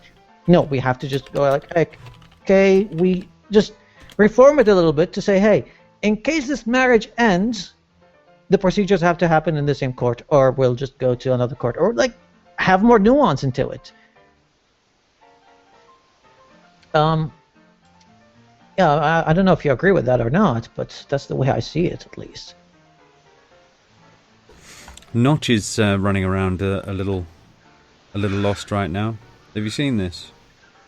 What about it? I haven't. After talking to a friend online, I've decided I'm an SJW now. GG is please unfollow. Somebody goes, I hope this is a joke. And he's like, I have no idea what GG actually wants, and neither do they. But I've grown to genuinely loathe social justice warriors. I've just said, look, some of us know what we're after, mate. It's just there's just some out there that just want to start a culture war. Yeah, well, for me, I just don't care anymore. It's starting to become silly. Well, I mean, I'm still here on the same vein, really. What can you do but keep on pushing through? I guess hanging out with you and Nick made me a nihilist as well. I just don't give a fuck. Oh well, nihilism isn't about not giving a shit. It's just realizing that it doesn't matter. You can still care, but it's a relativity thing. That's all. I mean, he's got a child. He cares about his child. Because that's now. I mean, in 1,000 years, who's going to give a fuck about any of this? Of course, but we're not in 1,000 years from now. We're now. This is the only thing that matters, right? This very moment. This now.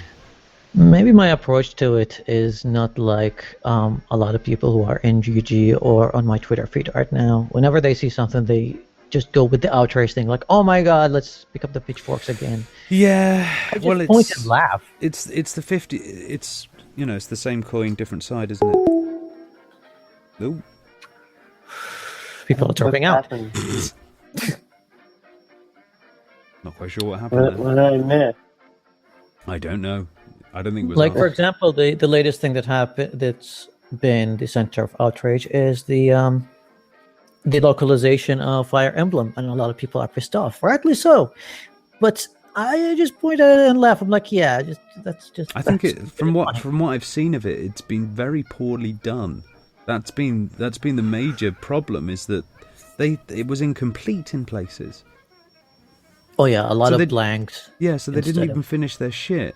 And it's as though they've just basically kind of gone, oh yeah, you're just complaining about it because we've made it about sort of, sexism or something, or social justice, and I'm sitting there kind of going, what? Where is that even there? People are talking about the fact that you've completely fucked up the translation. People are talking about the fact that you've not actually completed the fucking thing. My question is, are they using the excuse of the problems that we have online here and the problems we have here as an excuse to bring over poorly done versions of the game in the US and say, you know what, here, just take it. Greetings, Vega. Shut up. Yeah, hey, Vega, what's up? It's almost like a blank to just basically get away with being bad at your job. Exactly. It's like, that's what I'm starting to think now. I'm starting to think a little bit pessimistic on that. Like, are they really just doing it because people are complaining? Because it's not illegal if they did do it. Yeah, it's almost like just dismissing it, just a way to dismiss it, really. Well, or you see, like, me and Monk had a conversation about this.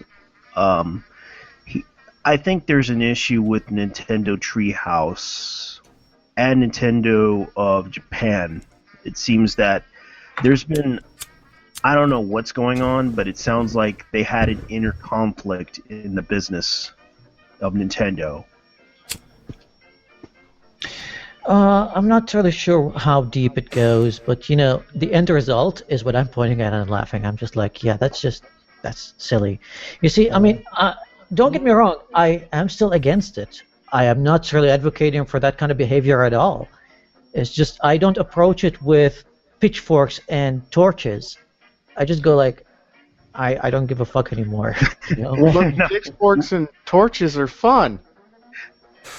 Said Well, the American. Here's the Not thing. always fun. You have to kill people. Here's the thing. I realized after looking at this whole thing, Allison Rep, I think she wants to become a model. Yeah.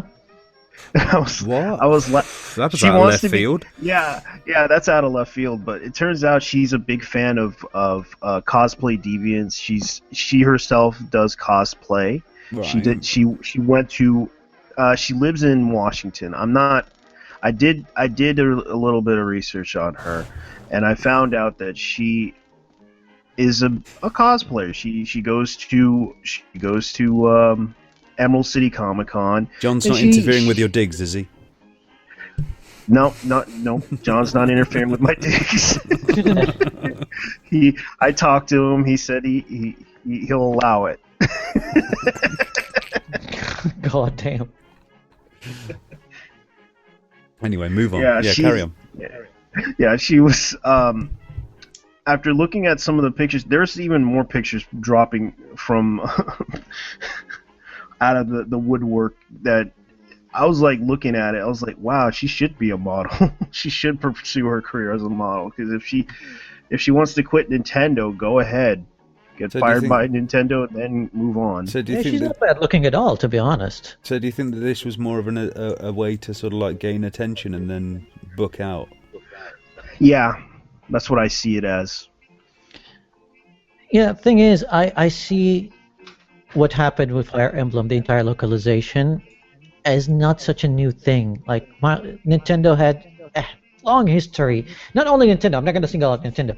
Japanese companies had a long history of butchering the Western Working release of design. their games. Well, Working a design lot is of the it biggest was they example. literally had to. There was laws in place in the United States. No. Some of the earliest examples of it were just like they wanted to stay away from outrage, and they wanted to avoid it as much as they can.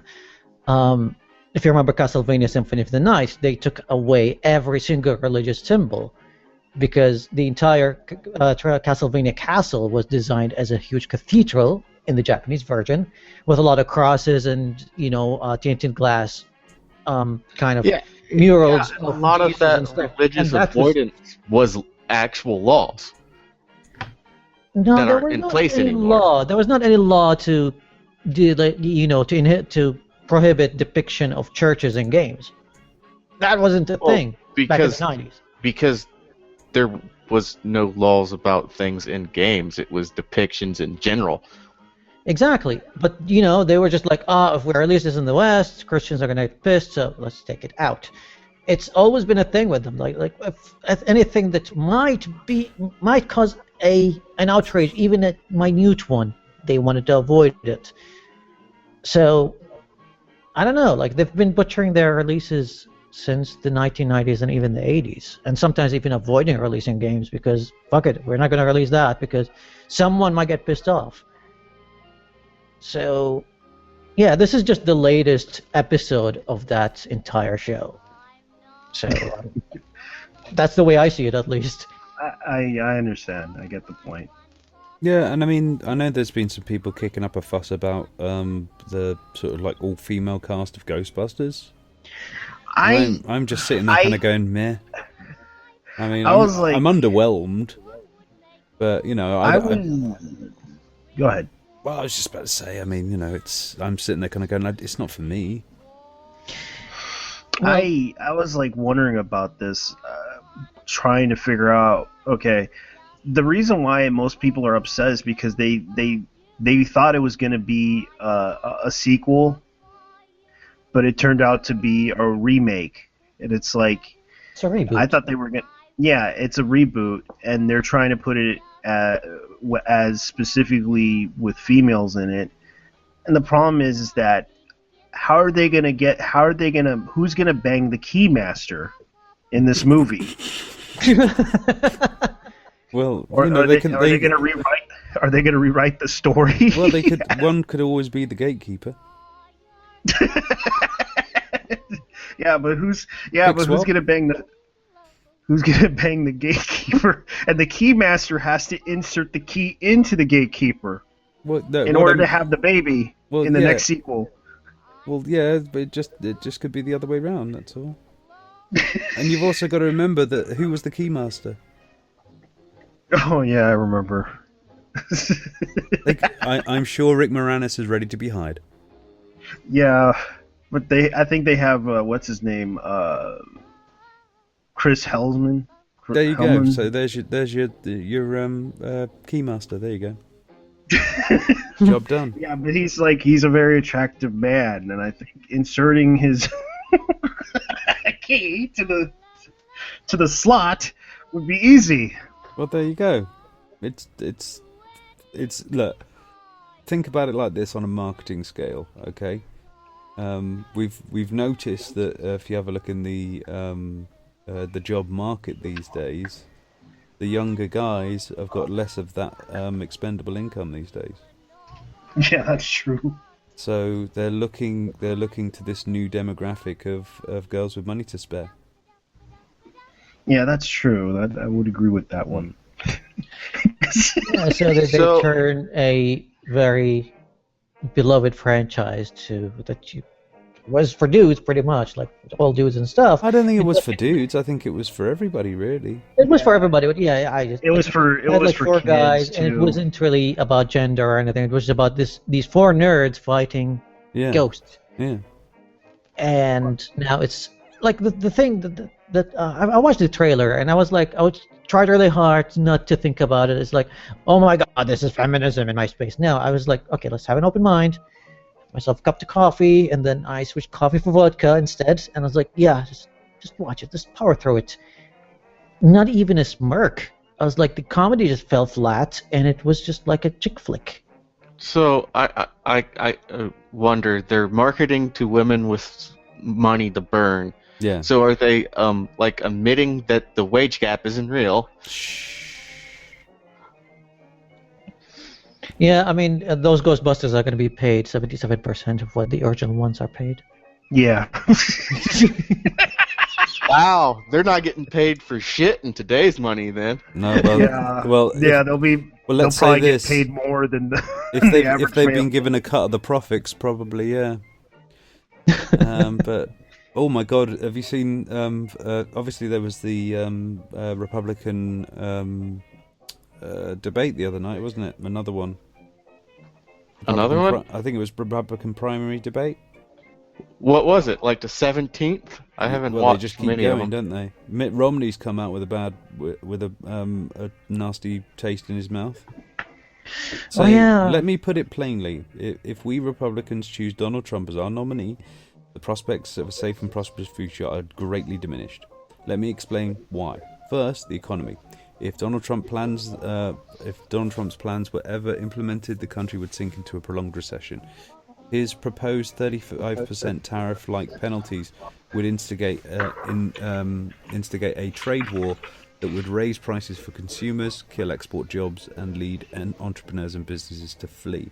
But wait, you say, isn't he a huge business success that knows what he's talking about? No, he isn't.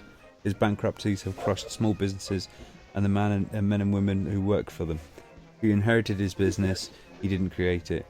And whatever happened to Trump Airlines? How about Trump University? And then there's Trump Magazine, Trump Vodka, and Trump Steaks. And Trump Mortgage? A business genius he is not. Let me turn to national security and the safety of our homes and loved ones. Trump's bombastic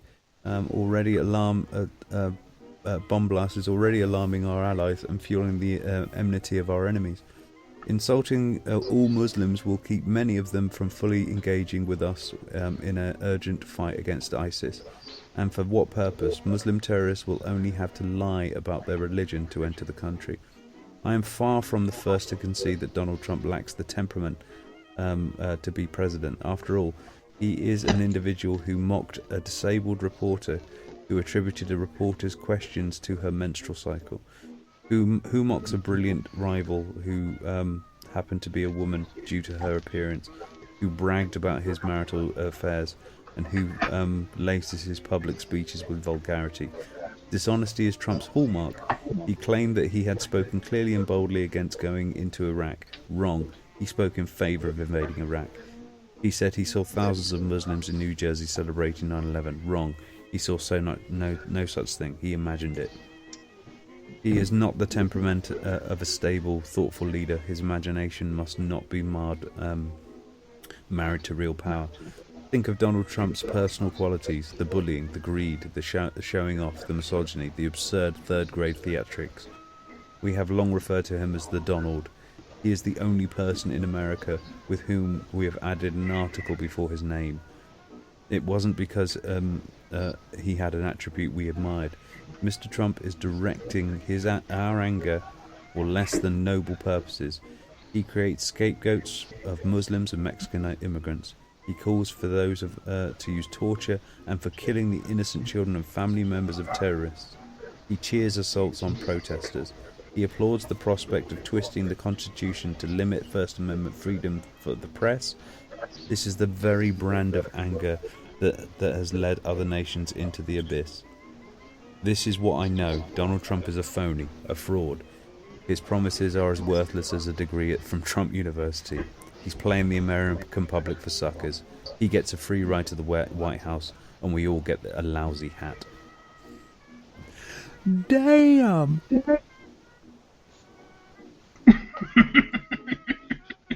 And that was a Republican. Yep. Can you imagine what the Democrats are going to say about Trump? I wish they would say that instead of just picking on his name. Yeah, but here's the problem. No one wants to take Mitt Romney seriously. Well, at the moment, everybody on the Democrat side wants fucking Trump nominated in the first place. Of course they do. They think he's easy to beat. Yeah, and he would be. The thing is, he's getting all of these big numbers out of people and stuff like that. Yeah, but I've listened to a lot of people. I mean, some of these people are doing this because they think it's funny. I know, and that's the sad part of our reality of it is that there's like twinks for Trump. Because a lot of people are fed up with what's going on in.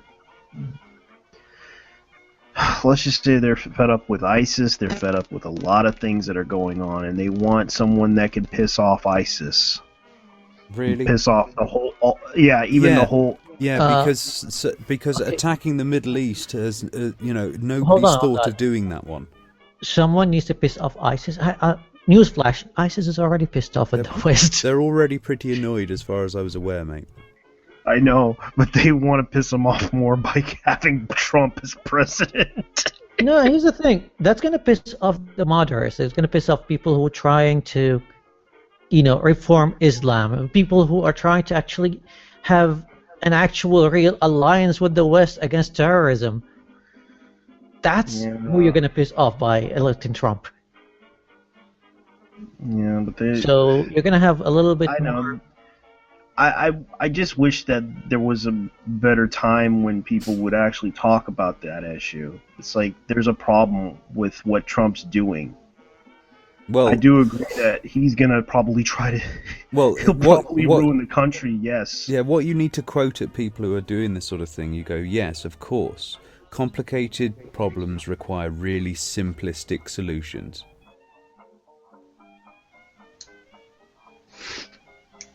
Well, sometimes it doesn't really apply all the time. Like, I don't really think the solution... No, I'm being facetious with that argument. Okay. But the thing is, like... I mean, you all know me. Like, I live in the Middle East, and I am a target, pretty much, just by being in a post state. But ISIS is not only a danger to the West. I lost 3 of my friends to a terrorist attack carried out by ISIS. They were Muslims as well. So basically, you're making an enemy out of the enemy of your enemy if you're attacking all Muslims. Yeah, but the enemy of my enemy is just the enemy of my enemy. That's right. They're not Yeah, my but friend. What about? Hey, Liz. Well, the about- enemy what of your about- enemy that happens to have all the oil as well, so keep that in mind. Yeah, he kind of doesn't make a point there. The But- enemy of your enemy is also your friend, but the other enemy and the other enemy No. might well, change their mind. Well, but here's the thing. unfortunately- There was I believe it was a Persian king who actually made that statement, the enemy of my enemy is my friend. He eventually was murdered by his friends. Oh, you're right. Yeah, but you having the oil's not exactly a high point in terms of being an ally to America. Oh, yeah. Eventually, we'll just take it. Hold on. This, no matter what the Saudis do, no matter how atrocious they act, Americans are still their biggest allies because they have the oil. Until you try to deny us oil, and then we just take it. Who's denying you any oil? This they're is not, already they're on not. record. Gentlemen, America and China gentlemen, have already declared if anybody tries to not sell them oil, they'll just invade. Gentlemen. Back in the 1970s, Saudis did deny America's oil. So, and that no invasion happened, nothing happened. Here's America caved in the end. the only thing that really matters here more than anything else is how it's dealt. It's not really who buys or sells the oil, it's what denomination it's bought and sold in. As long as it's US being dollars. Yeah, as long as it's being traded in US dollars, the US will not invade. Ask Iraq.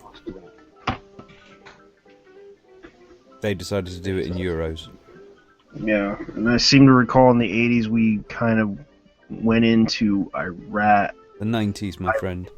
Yeah, the 90s, early 90s. And when he was deciding to deal his oil in euros around 2002, I believe, suddenly he was persona non grata. Yeah, that's true. All over again. Yeah, But 'cause no, you it's wanna know about why? freedom. No, it's about the oil, well, the oil rig that Bush owned. Gotta love it. Yeah. And I'm not gonna lie about that one. But it's something, of course, that we can do nothing about. What's Derek got to say here? Not really. Got a laundry list of bug fixes. Yeah, he's still working on getting his game to a point where he's happy with it. Want to get him in here to talk about the WDP, the UWP thing? Maybe as a developer, maybe he has something to say. By the looks of it, he's bug fixing right now, mate. He's on crunch time, severe. Yeah, I understand. I'm trying to arrange to get a stream together with him to talk about that, so I'll probably actually add that in there. But yeah, it's been, we've got quite a lot of things that have been happening recently in the news. Yeah, I just hear that Nintendo's little game that they brought out. A lot of people they took off the dislike thing. Yeah, they even That's took off gone. the chat. They even took it down in the chat thing too. So you can only like it now. Probably, yeah. The like and dislike thing, they took it down. Don't worry, Liz. Don't worry. He's too busy to come in. I'm not going to say Derek Smart 3 times in a row. Okay, Derek Smart. It only works when I do it. Wait, really? Well, Yes. here's what you didn't know. I was actually chatting to him at the time, and just sort of asking him when he was coming in and stuff like that. So I just timed it. That was glorious, though. I loved it. So you're a cheater. I cheated, yes. It was just to fuck with Liz.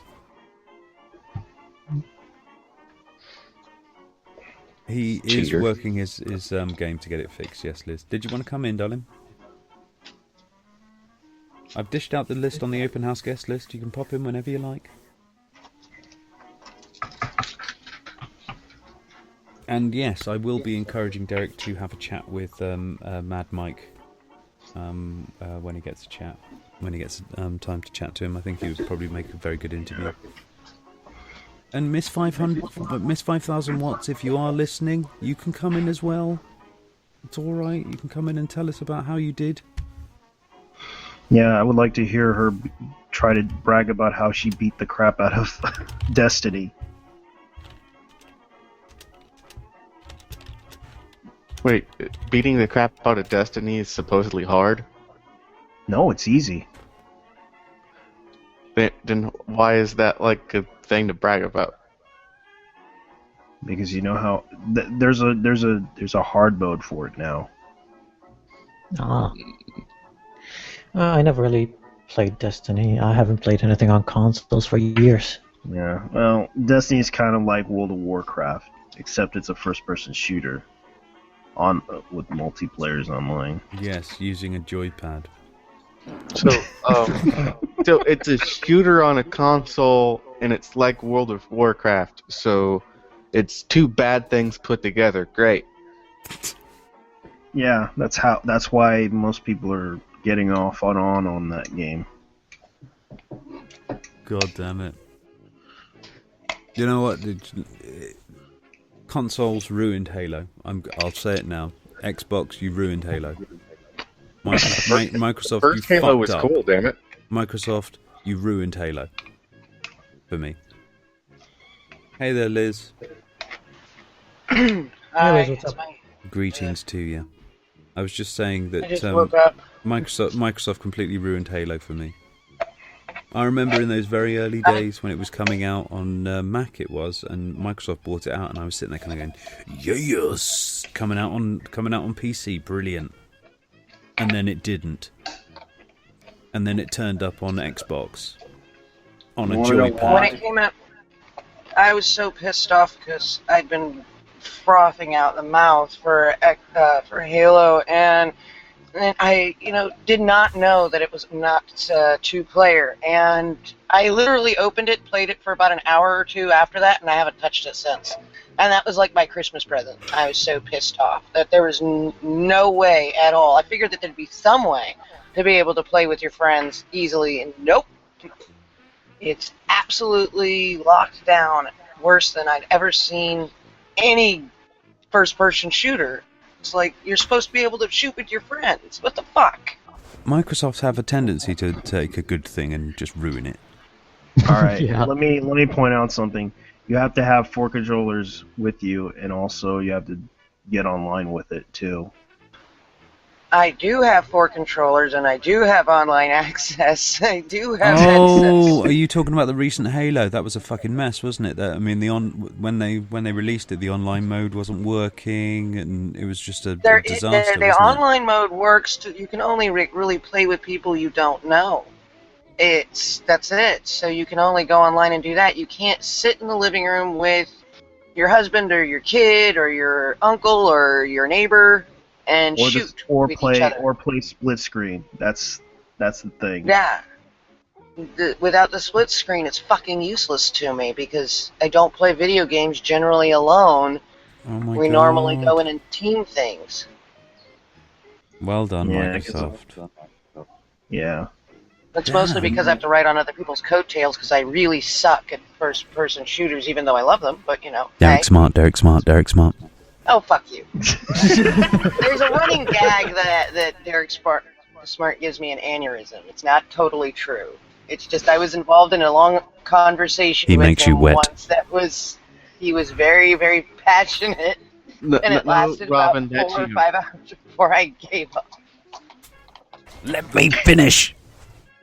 Yeah, it's okay. He was just having a really shit day. I don't hold anything against him. It's just a running gag. Yeah, he does get quite a lot of personal attacks from people. They were, even when he was just coming in and just having a chat, and there's still these dicks that just turn up. Oh, was going to I be was doing trying Out of to nowhere. micromanage the chat for a few minutes while they were going off on him. I'm like, dude, did you not hear anything that he just said? Anything. They don't care. They don't care. And it's like he was like- going to be doing a free weekend and stuff like that. And he was like, "No, I can't be bothered.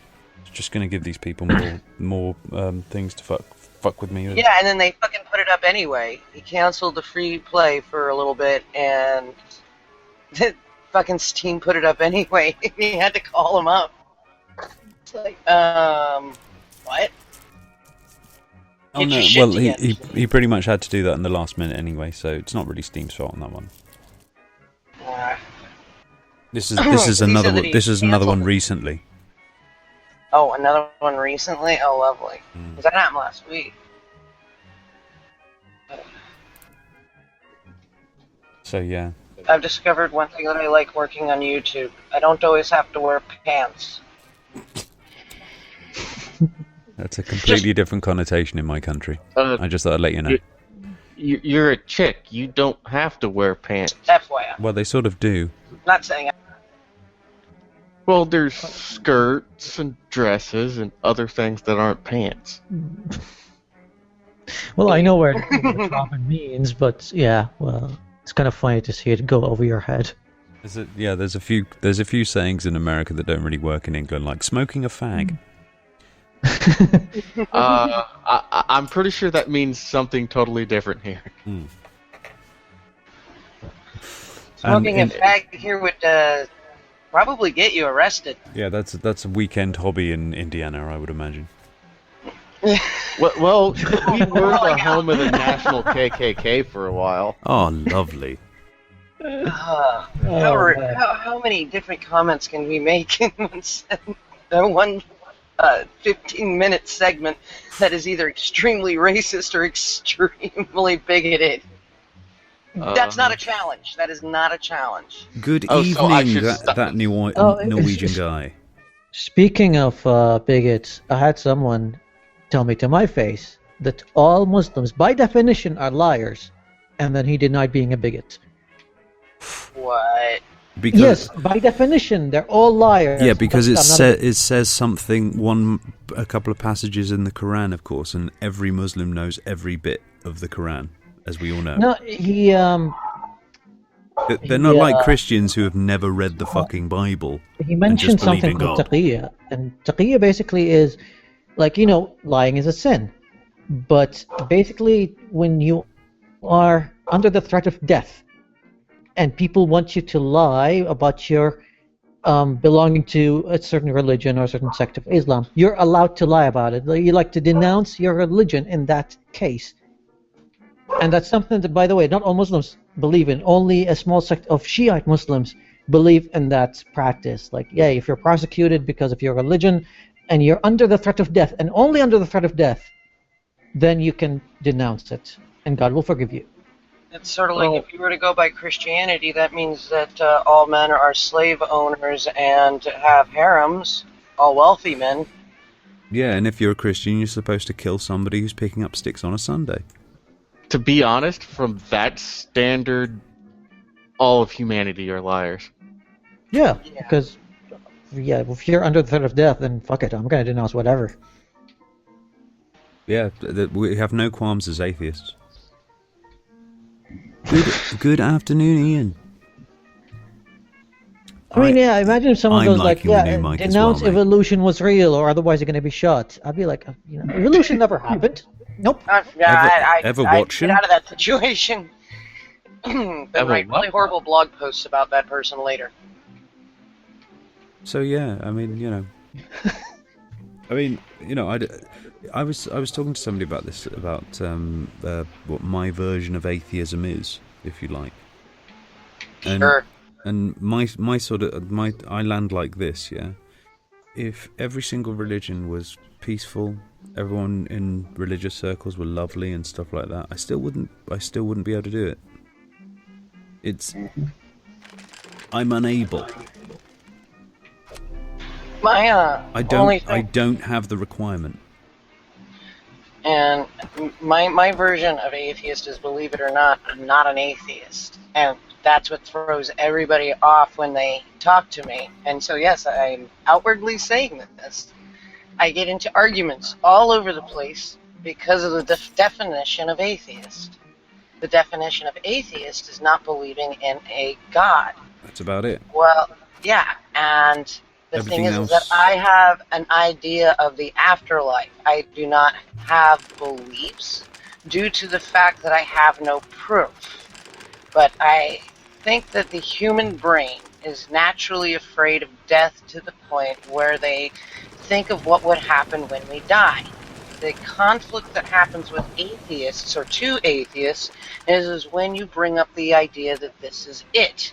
It scares the fuck out of human beings so badly that they will defend their beliefs to the death, which makes no sense. Well, You know? that's why the nihilist in me is okay. Because I'm sitting there kind of going, I know, I have a very good idea of what death is, and it's very much what it was like before I was born. And I get a little frustrated because I don't believe in. I think that organized religion is one of the worst ideas that mankind ever came up with, and I do not approve of its practices whatsoever. I would say string cheese. What? Chemical weapons. Yeah, I said string cheese. I must be losing something in translation. Again. You were saying one of the worst inventions by mankind. Oh, no, string cheese second. Or no, Come on, actually, Gordons. that cheese that they have that comes out of like toothpaste tubes. Ew. That's just wrong. There's cheese that comes out. I've had cheese that comes out of a spray can. God's sakes. Easy cheese. The That's what it's called. It's humanity. called easy cheese. The And humanity. sometimes it has bacon bits in it. Well, that's a save, I suppose, but No, not really. I don't think that completely redeems it, to be frank. It's That's like a paedophile given to charity. yeah. But my dad loves this stuff, and he wonders why his triglycerides got too high. Now he eats regular cheese. Thank goodness. I like cheese. If Cheese. you're gonna eat cheese and you're gonna eat bacon, at least eat the real stuff. Yeah, let me advertise the open house talking about cheese. Cheese. Give me a topic to talk about other than religion and cheese. And Well, what be going around in your world right now, Liz? What video are you going to be posting out soon? I just did one last night. You just did one, and what was that vid? It's a breakdown of a part of a Christina Hoff Summers video that I think got ignored due to the fact that it's with Milo. Not to say that there's anything sexist going on, just the more charismatic presence. Robot. Oh, is that me? Yeah. Are you sharing your video right now? No. All right. Oh, Somebody's bit Try to refresh it. torrenting. Just press F5. Somebody's bit torrenting on your system. is it me now still? Check it out. Do you hear anything else? Yeah, it's still roboting. Try to refresh the page. Okay, I'll be right back. Take your time. I just had some weird music come up for no apparent reason then. That was weird. Sorry. Sorry. Oh, was that you, was it? I thought it was... I'm searching all of my tabs open right now. Wondering what the hell? That was my fault. I'm sorry. Closing programs left and right, turning Skype off. Yeah, I should have turned it off because I was like listening. I was like watching some Vine video. Hello, Ben Grogan. Greetings. Hola. What the hell? All right. Get back Okay. to a break beat down thingy, whatever. Yeah, there's the YouTube chat for anybody who wants to pay attention to anybody who's actually there. I pay attention to you guys no hear- one. Are you guys able to hear me okay now, or am I still sounding like a robot? You sound gorgeous. I don't hear a word you say, including that Eat shit, question die? you just asked, Okay. which makes By it the way, the weird guy that I'm can't hear me, answering I it, think he's right? a really big retard. And he can't hear me, so I can call him a retard, right? Yeah, go for it. So don't Tim care. Sweeney just tweeted, "I like the sound of this and look forward to thorough technical details on UWP's planned openness at build." Talking to Phil Spencer, who was saying that it's a fully open ecosystem available to every developer and can be supported by any store. Broad range of tools. Okay. So I'm looking at the link. An update. This is February the 25th. This was posted. An update on the developer opportunity and Windows 10. At Build last year, we unveiled our bridges strategy and our commitment to provide developers with tools to accelerate bringing their apps to Windows 10 devices. Our goal is to make it easy for developers of all sizes to bring existing code to the 1 billion devices we expect to see running Windows 10 in the next few years. The tools we announced were designed to help developers with existing code bases of HTML, JavaScript, .NET and Win32 Java C++ and Objective-C. Bring their code to Windows and provide a way to integrate with universal Windows platform capabilities. Enabling developers to bring and reuse some of their existing code to Windows 10 is part of our longer-term vision for developers, where we want to make Windows the best development platform regardless of technologies used. Yesterday, we reached another milestone on this journey via our agreement to acquire Xamarin. UWP developers can not only reach all Windows 10 devices, but with Xamarin, they can now use a large percentage of their C code to develop a fully native mobile app experience for iOS and Android. Xamarin's approach enables developers to take advantage of the productivity and power of .NET to develop mobile apps and to use C to write to a full set of native APIs and mobile capabilities provided by each platform. So they're talking about integrating Windows 10 with iOS and Android. We're excited to have Xamarin join Microsoft, and the opportunities will offer developers, making it easy to share common app code across Windows, iOS and Android applications, while still delivering fully native experiences for each of these platforms. I think that's interesting. That's not as bad as I thought it would be. So it basically converts it all to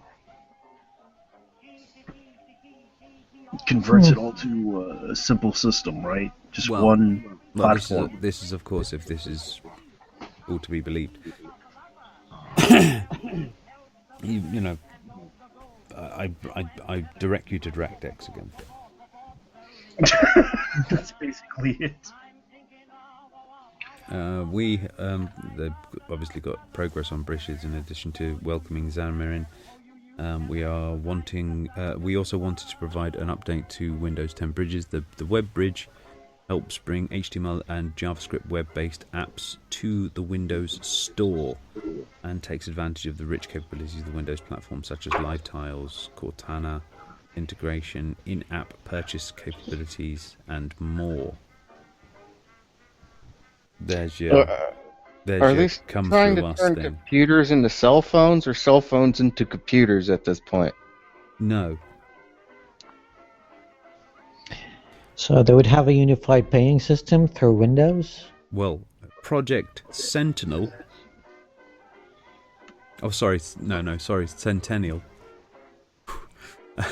Helps bring existing Windows 32 and .NET based apps to the Windows Store and is in testing with a set of developers now. We'll have an early iteration of the tool soon and will expand the program and support a broader range of developers. The Windows Bridge for iOS. Morning, Chris. Good, everyone. Good, everyone, to you too. Morning Mate. or afternoon. And good evening. Go to bed, Hey, Australia. Miss Chris. How you doing? How's it I'm on going? lunch break. Hi. We're just talking about Windows 10 and its new universal Windows. We want it all. I actually enjoy Windows 10. We're not talking about Windows 10.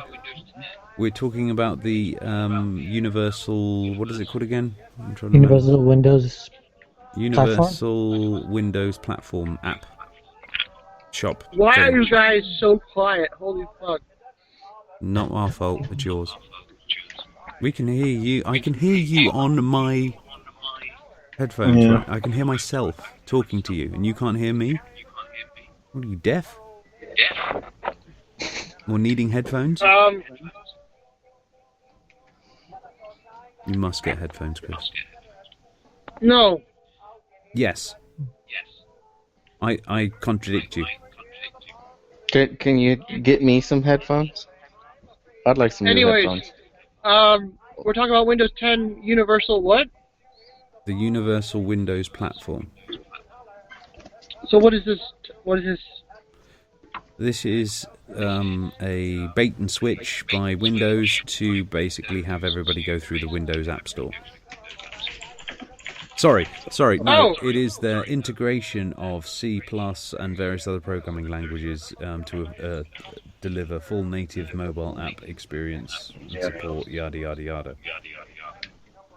Sounds good. Mm-hmm.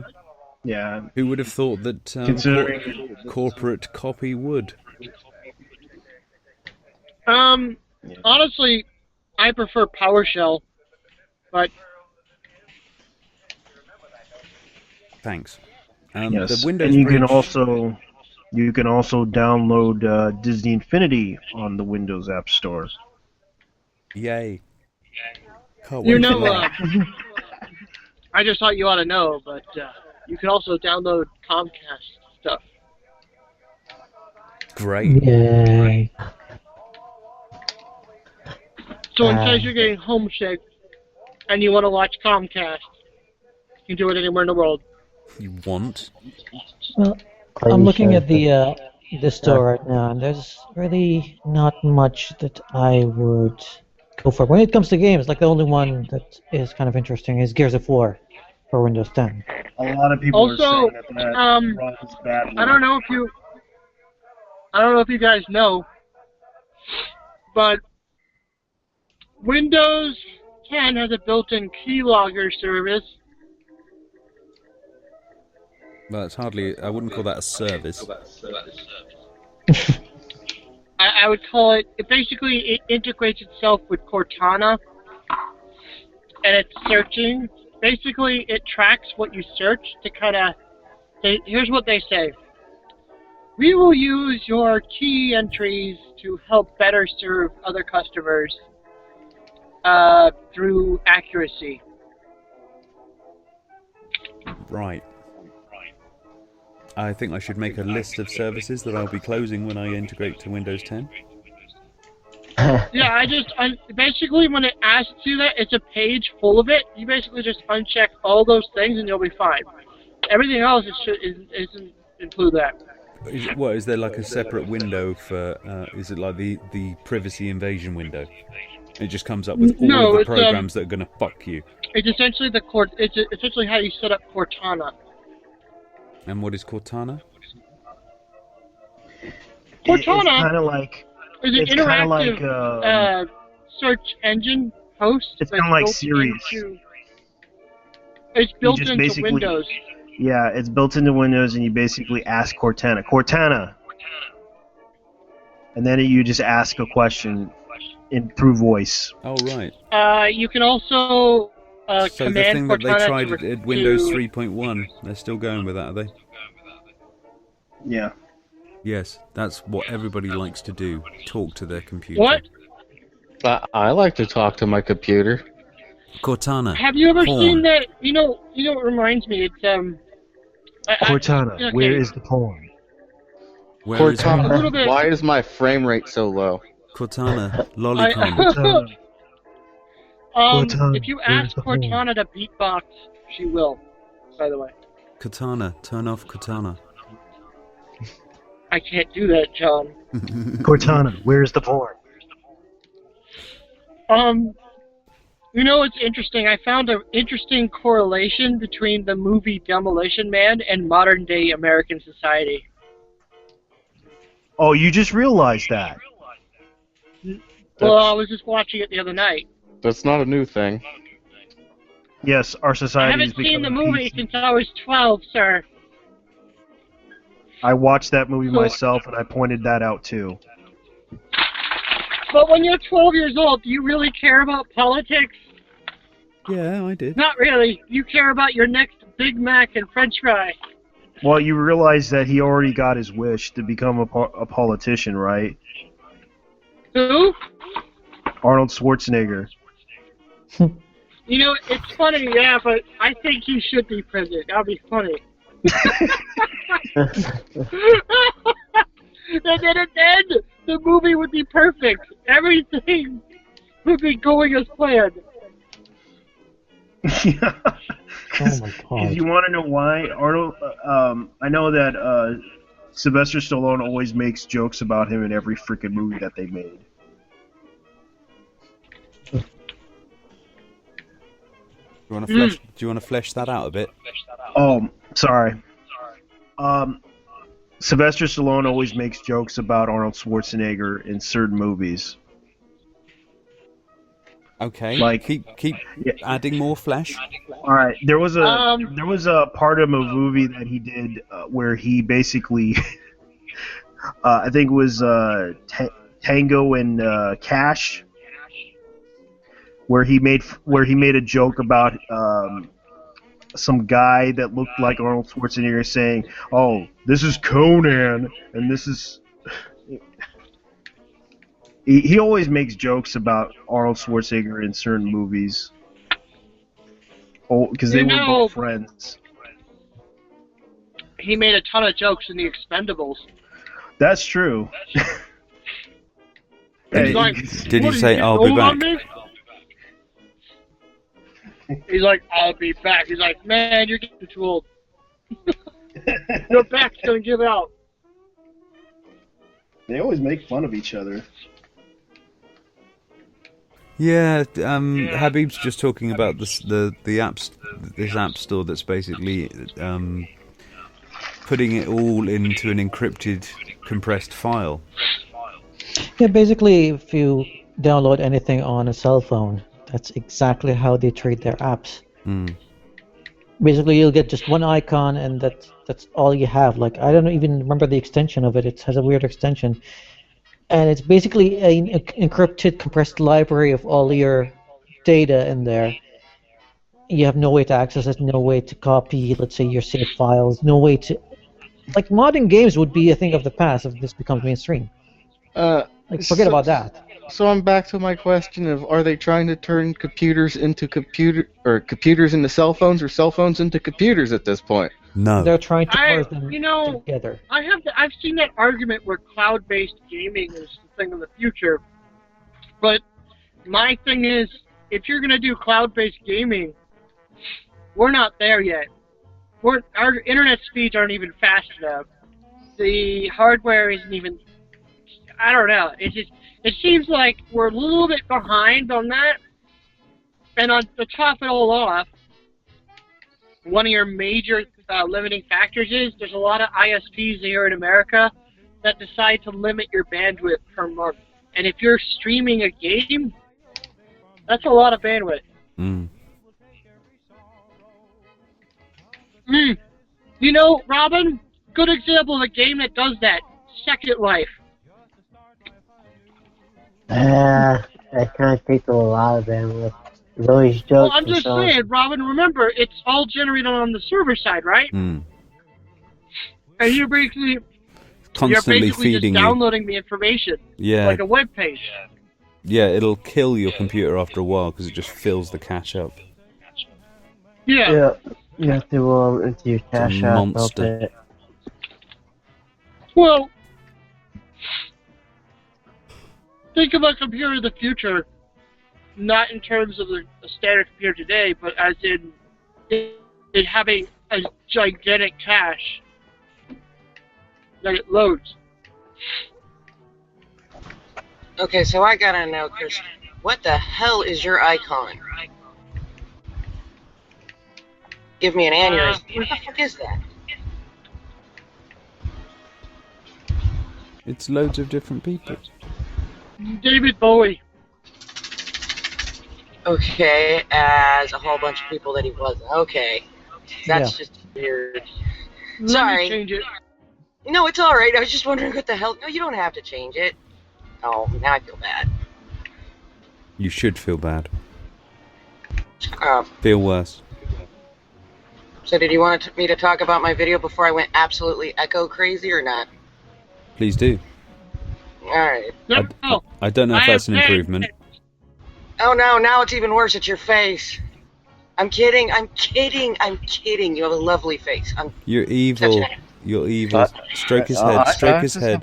Stroke his head. It's all right, Chris. It's all right. It's all You right. didn't need to change it. Okay. But It's just- wait, why are we stroking the guy's head and not the pug's head? You I'm get to sorry. get patted. Boopy. Oh great, now I got my dogs excited. Shit. Alright, real quick. All it is that, you know how everybody is wondering how the SJW thing happened so hard and so fast?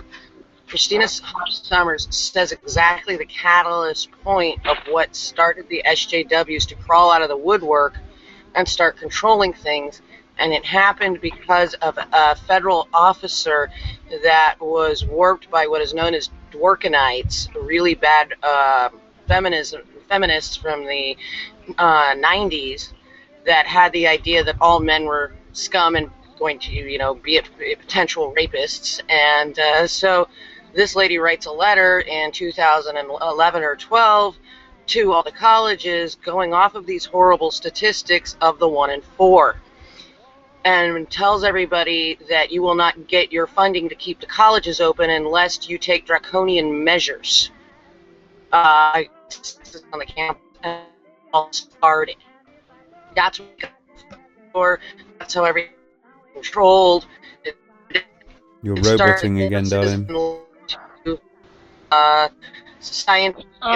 You're going the way of the robot again. Sorry. Damn it. Why is it doing that? No, you're alright Let me now. go fuck with my settings. But there it is. Okay. Sometimes I think instead of naming it Social Justice Warriors, it should be called Singular Justice Warriors. Still fits the acronym, more fits the role. Singular. I'm sorry, Robin, was that too harsh? No. Sorry, I'm not Robin. Singular Justice Warriors. Am I still echoing, or am I going to echo every time I talk about my SJW video? No, you're fine now. I put it down to I have a reason to excuse my terrible behaviour. The internet is officially feminist.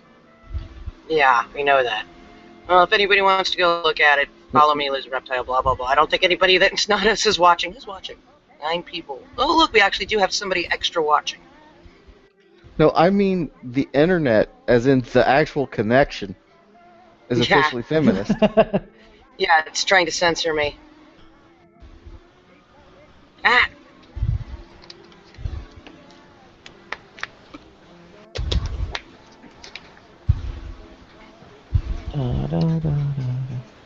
Yeah, there we go. Sorry, I just had a severe computer fuck up. Jesus. Okay. Now So- my computer's fucking up, the internet's fucking up on me. Yeah, the establishment is against me. I'm Maxord. I'm being facetious. I'm gonna shut up now. Okay. That's what we need on a talk show. People shutting up. Yeah, it's like I don't know, like just people keep rambling and then they go, oh, I'm just gonna shut up. That's that's very You don't happen to have Comcast, do you? Would you shut up about Comcast already? No, I have Yeah, something like called Comcast. WOW, which is a local internet service that is worse than anything on the world. It used to be Knology. Welcome Well, to it's hell. too bad. If you had Comcast, I could look up your house, and then I could That's find not out what's going on. necessarily comforting, Christopher. Yeah, if you had Comcast, I would find you. That's not what I mean. That's the way it sounded. Just saying. Hey, I can drive to your house. Somebody much less attractive and way more creepier than me. At least I'm attractive. This Bam. is not a challenge to see what creepy or even attractive or unattractive person on the internet can track me down. This is not a Wait a challenge. minute. You know, I had an old lady hit on me. I will have you know. That's not something to be proud of. You Like, don't even know. I'm telling you. You know, She was- it's like saying it could be worse. I mean, I could track you was down and the track your governor. house, but it could be worse. He apparently was the governor of Maryland. At one point, and she's like, I was the governor of Maryland. All right, she was a fine-looking piece of meat. And I'm like, whoa, what? Look, old women get hornier as we age, alright? So, just so you know, they'll about fuck anything. Don't take it as a compliment. Yeah, Let's just see look, here. just look her in the eye and just say, "Be warned, I do have cougar spray." Let's see here. Men hit their sexual peak at 18, and women hit their sexual peak at 36.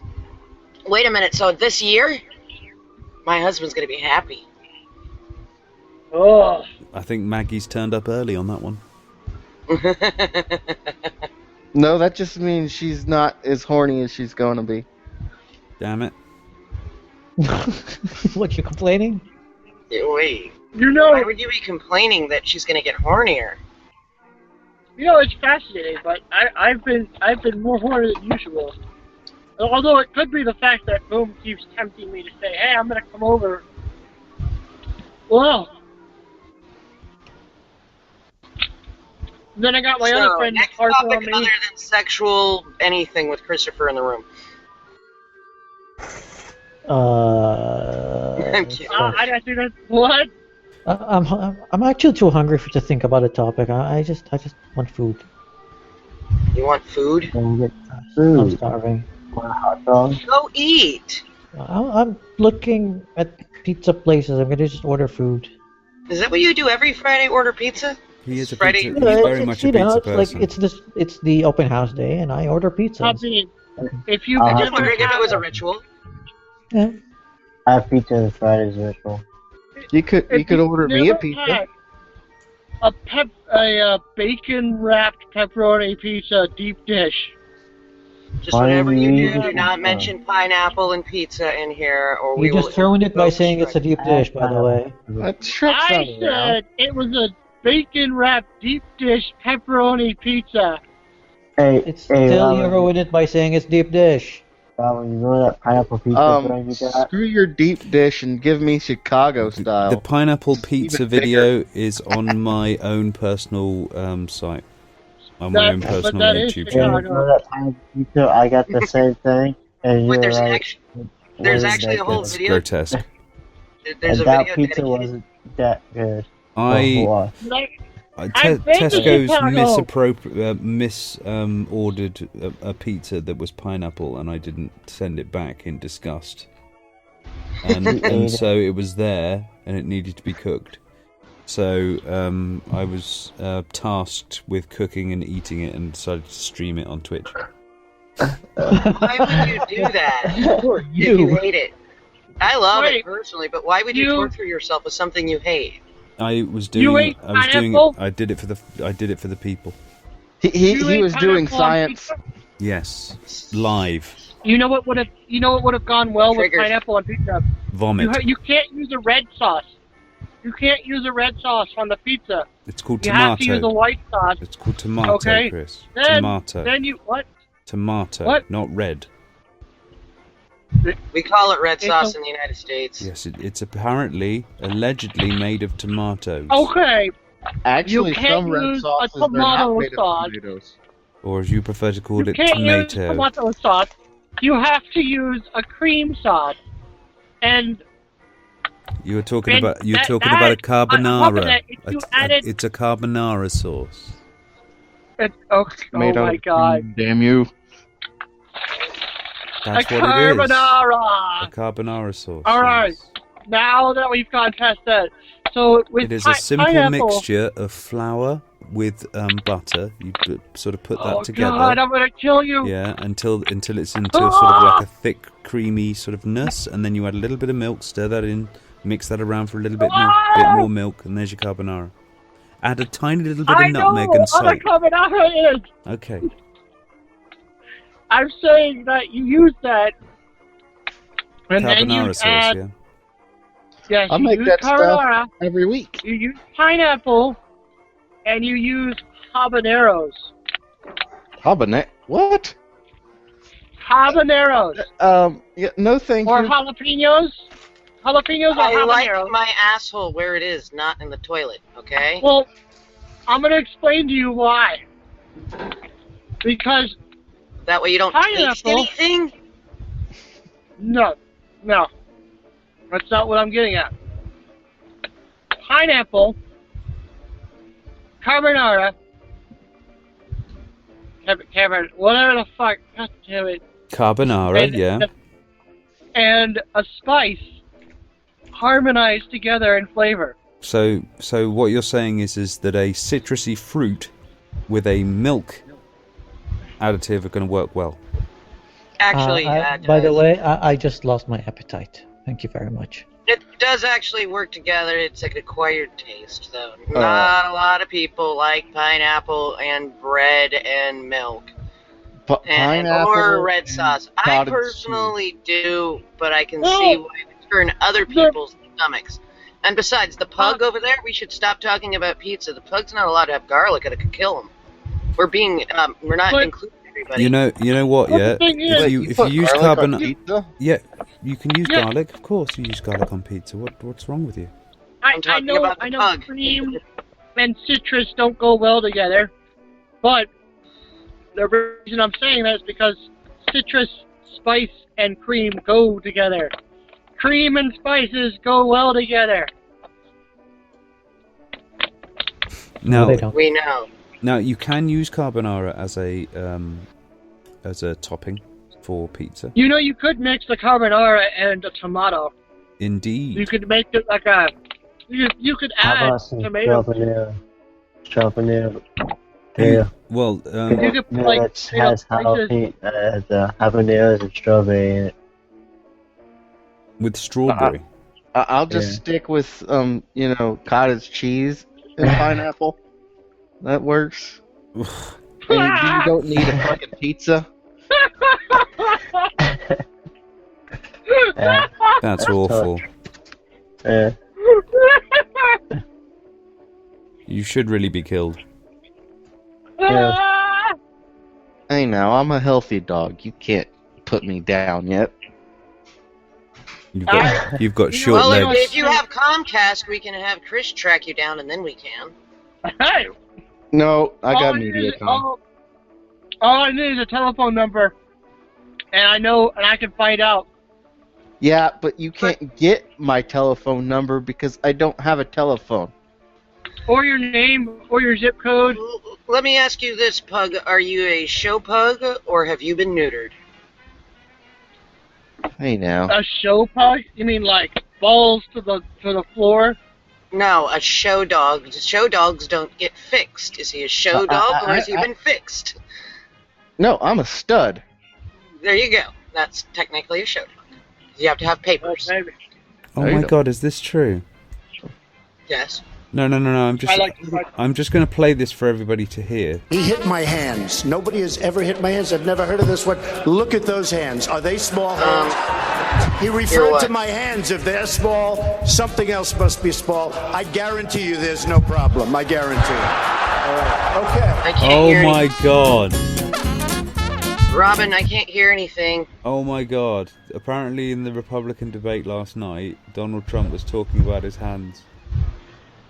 Oh, the hand joke that keeps going on and on then and on. referred to his... I'm just amazed. It wasn't last night, it was a couple of days ago, because everybody kept making fun of his short sausage-like fingers, and apparently that triggers him. And so he started talking about his long hands, and you know what that means if you have long hands? He has a, yeah. A large, You know, a large collection of gloves. Actually, it's funny because that was on Super Tuesday. On Super Tuesday, he did that. Oh, however, today on the Today Show, Mitt Romney was trash talking Trump again. Yeah. Yeah. And I don't want an election Rather to be based eloquently, off to of be who can- honest.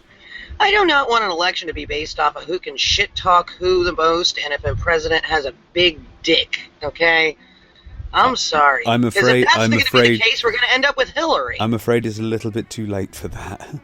The president shall not be the shiniest of two turds. Oh dear. I mean, this is one of the reasons why most people don't really respect the Republican for a woman Party. to run? I mean, most people don't really respect the Republican Party in most of Europe. It's just lunacy, reactionary lunacy. I kind of want Hillary to like die in an auto accident randomly off a cliff.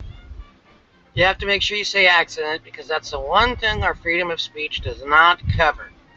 No, you are allowed to say that I want to shoot the president as long as you're talking about photography. Yeah, you're not allowed to use certain words. It's all about the You can actually context. have somebody break down, and you can actually be arrested for it. People have actually been arrested on stream for saying stuff like that. You see, as far as say Tony Blair, for That's an example, accident. I would like to shoot him, and I mean that with a rifle. But I would like to say that I'm talking about being at his firing squad at The Hague. I'd actually like to ask you a question, Robin, on freedom of speech. What is the difference between the freedom of speech that we have over here and your freedoms of speech over there? Like, what would I be able to get away with over here that you wouldn't be able to get away with over there? I don't think there's any real difference. The only difference between our freedom of speech and yours is that we don't even bother to write it down. What? Yeah. Explain. I mean, that makes Well, no, like... you've got a like- constitution, yeah, that says you have freedom of speech. Yes. Everybody in England just kind of goes, it's freedom of speech, what the fuck? Yeah, there's no law to... I was always wondering if there was actual law. Yeah, because it's everybody like- says, I'm just exercising my freedom of speech, and I'm like, but you're in Yeah, it's the like UK. it's like having a law saying that you're allowed to breathe. Okay, so it's just an automatic assumed Yeah, thing. we have negative speech laws in this country. So libel, basic stuff that you would still be done for in America, for example. Okay. Our laws are a little different than your Constitution, though. Our Constitution doesn't give us rights. It takes rights away from the government and us. Yeah, it's supposedly made so that way the government cannot control our speech, is why the laws are made. It's why it says thou shalt not infringe instead of this is your right. Even the people cannot declare a right invalid. It's interesting, but I was talking to Rob and I told him I'm going to be buying a gun. Are you part of a well-maintained militia? No, it's actually not. I could care less about the militia. I just want it because why not? Because I'm you're pretty American. sure he's a member of the draft, so yes, he is a part of the militia. Actually, Yeah, that is sure. true. Actually, I don't qualify. You don't qualify for the draft? How come? I don't know if I would because I was deemed mentally unsuitable. Yeah. Oh, but you'd be great for the military, though. You did have to sign up, correct? You'd be the great psycho of the military. They love psycho. I actually don't really use like the it you much. use that to criminals. You use criminals in World War II. What? Do you realize they use criminals in World War II from the prison? Man, that would be sweet. Fucking criminals. Oh. No, they literally use criminals. I think in World War II, I think they did use some of the criminals. They gave them a chance. Yeah, I could see them drafting somebody with Down syndrome, being like, "Here, use this gun." Good. They're not gonna I'm draft sorry. someone I don't mean to with Down I don't mean to downplay Down syndrome, but People with Down syndrome They can could draft fight me, I'll rather go kill effectively. You people. just put them on a machine gun nest. They're trying to fight everything that moves. Oh God! All you have to do is be able to move your fingers and hold still. You see this button? Yeah.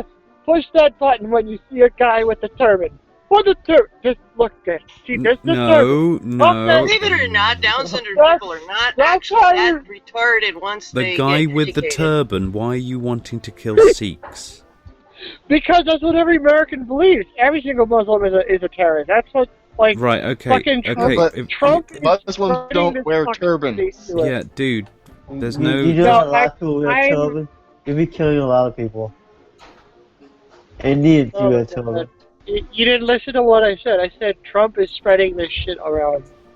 Well, Trump's a dumbass. He's It's always not been a just dumbass. Trump, it's the Republican Party and anybody that's conservative has been spreading around for No, a everyone long is time that all backwards. Muslims are bad. And It's also mostly Barack everyone Obama is from one. backwards of the United Yeah. States that spread that shit You know, around. People, actually, it's people fucking backwards of the South and shit. I'm just gonna kind of point this out. But in light of our own government, the Muslims actually look pretty good. Just saying. Do they now? No, not really. I don't know. We seem to terrorize the Some world. of the shit that our government has done in the past. You It's mean sort of bomb like the families? same thing. It's Kill not families, good for the kill best people. turd to win. Okay, it's Ex- still along those especially- lines. They're bad in their own rights, both of them. But Well, not all. yes. It's sort of like that whole saying, not all Muslims. It's sort of. How do you Yeah, but how do you put this delicately without sounding like an asshole? It's two different Yeah, but cultures, and you I cannot kind of think expect the them to ever get along. situation with Vietnam. I mean, we Didn't didn't learn have a damn thing about Vietnam, did we? we didn't have to stay there. They actually forced the people to actually stay there longer than they even needed to. It was fucking, and among that, what was it? Oh, what's this guy? He's a economist or whatever we call him. He said that even when America invaded Iraq, that was like one of the worst financial decisions we've ever made in this country. Well, yeah, because it's World War II and World War I dug us out of debt, not because we fought the war, it's because we supplied it. Yeah, he's right. Supplying our own munitions doesn't do the same thing as supplying the world's munitions. It's not. We were purchasing state bonds. Yeah, but the biggest thing is now just everybody's economy is going into the shitter. Because when he said the second worst thing we did was when we left, because that also gave opportunity for other factions to rise to power. Well, yeah, ISIS it's called being one a of them. power vacuum. We created it, and then something filled it. Yeah, This was 100% predictable. It always happens. As crazy as this guy is, Alex Jones predicted it. Just saying. Just as crazy as the guy is, It's all documented, folks. he did say it. He He believed did that say it. Block is right twice a day. Yeah, You are know- you going to say Alex Jones was right that it was a bad idea to go into if Iraq? you've ever seen the episode Alex Jones Global Love Cop, that explains everything. I don't watch Alex Jones because Except I for find the him fact of annoying. his conspiracy theories. For that was kind The of FEMA like, camps! there. Yeah, we're gonna be in the FEMA. I work for the Rockefellers. You can trust me. Honestly, FEMA's not that bad. I actually have the worst tinfoil hat conspiracy theory. If anybody wants to don a tinfoil hat with me. Oh, let's. Okay. Oh. Has everybody got their tinfoil hat securely snug, right? Well, No. I'm in a giant steel van. I don't think it'll work. I'm wearing a teddy bear on my head. Will that do? As long as you got I have just so you know, I have an Xfinity hat on me, so this may be broadcasted. Okay, well then you need to shut up, mute yourself or something. Okay, tinfoil hat theory I'm time. a pug. I can't This is fix a hat. What are you, crazy? Well, should be then, careful you of should the be term. okay because brainwaves can't be read from such a small creature. Ben Grogan says, just before we carry on, Grogan says, Bush was on record saying the Islamic State was a threat before his term ended. And it's like kind of going, yeah, once you've pissed somebody off, you can then point at them and kind of go, yeah, those guys are angry. It wasn't just that. It was the fact that we started killing their families, the innocent civilians, and then they're like, well, gee, America's kind of an asshole. Let's kill them. If you knew about it all along, why did you go ahead and arm the rebels? All right, you ready for the worst theory in the world? But Because this is it's what something we- that I thought of this all by myself. Oh, this It's is not going to about be a 9/11, doozy. is it? No, it's about everything. It's about Okay, go ahead. fall of social justice to the actually combined with the immigrant problem. Now this is going to take me a second to get out, so shut up, Chris. I mean, I love you, but shush. No. I'm being quiet. So you have the fall of Interrupting Cal. all the censorship going on has all been created by the social justice. As I point out in the last video that I created, the social justice movement got a kickstart through the federal government by a federal government employee bitching about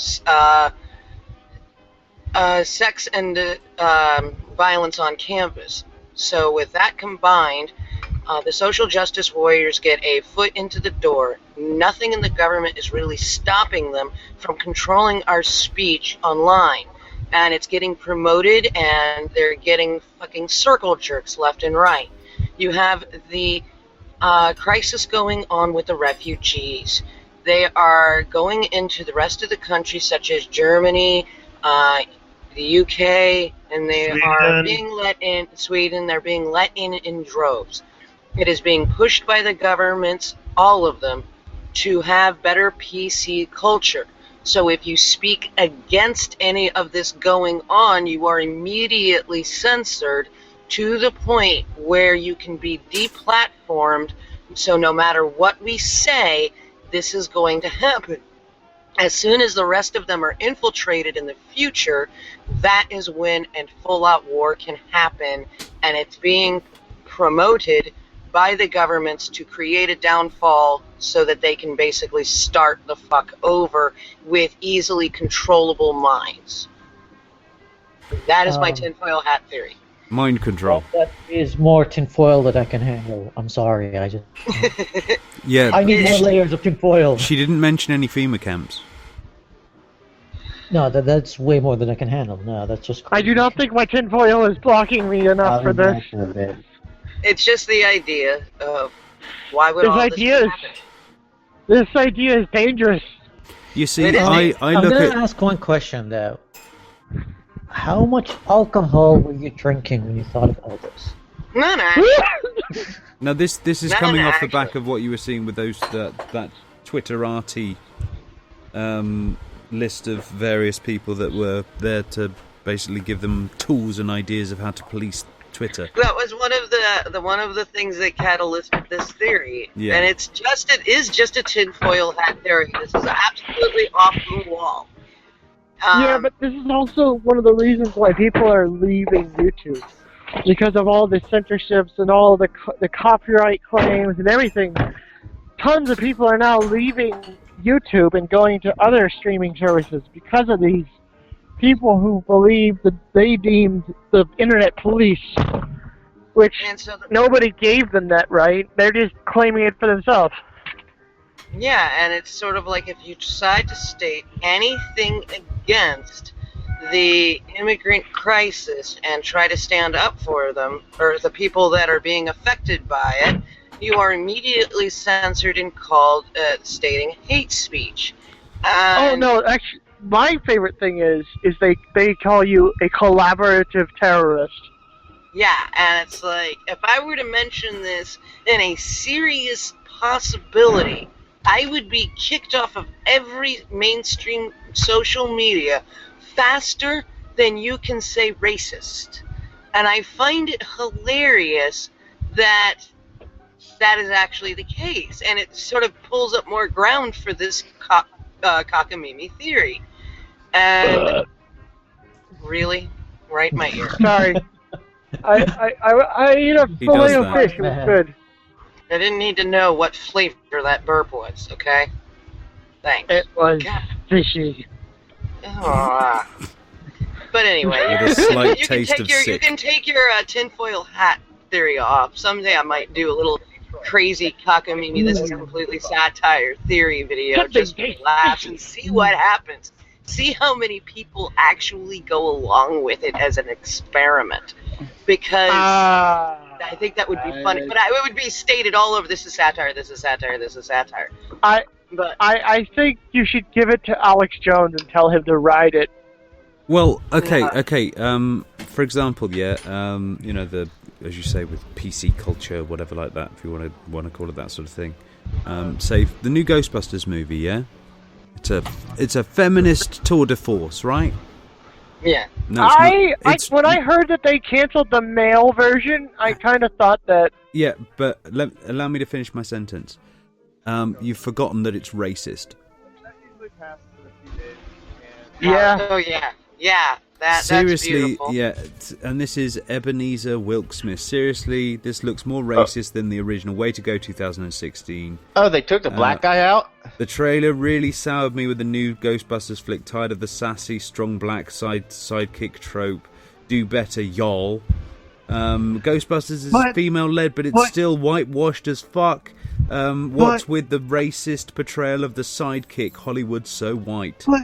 But what about the fucking eye candy, whatever the fuck his name is? Here's the thing. What about the licking of the gun too? Chris That's Hellman? incredibly sexist. And those ghosts. What about slapping the white woman? Here's the thing. Yeah, you've forgotten that there's some people in this world that are never satisfied. This isn't a conspiracy. They just want something to complain about. Whatever it is, they'll find something new to complain about it, and there will be generation upon generation upon generation every year. And that same generation that did that complaining, 5 years later, kind of sit there, kind of go, "What the fuck was I complaining about?"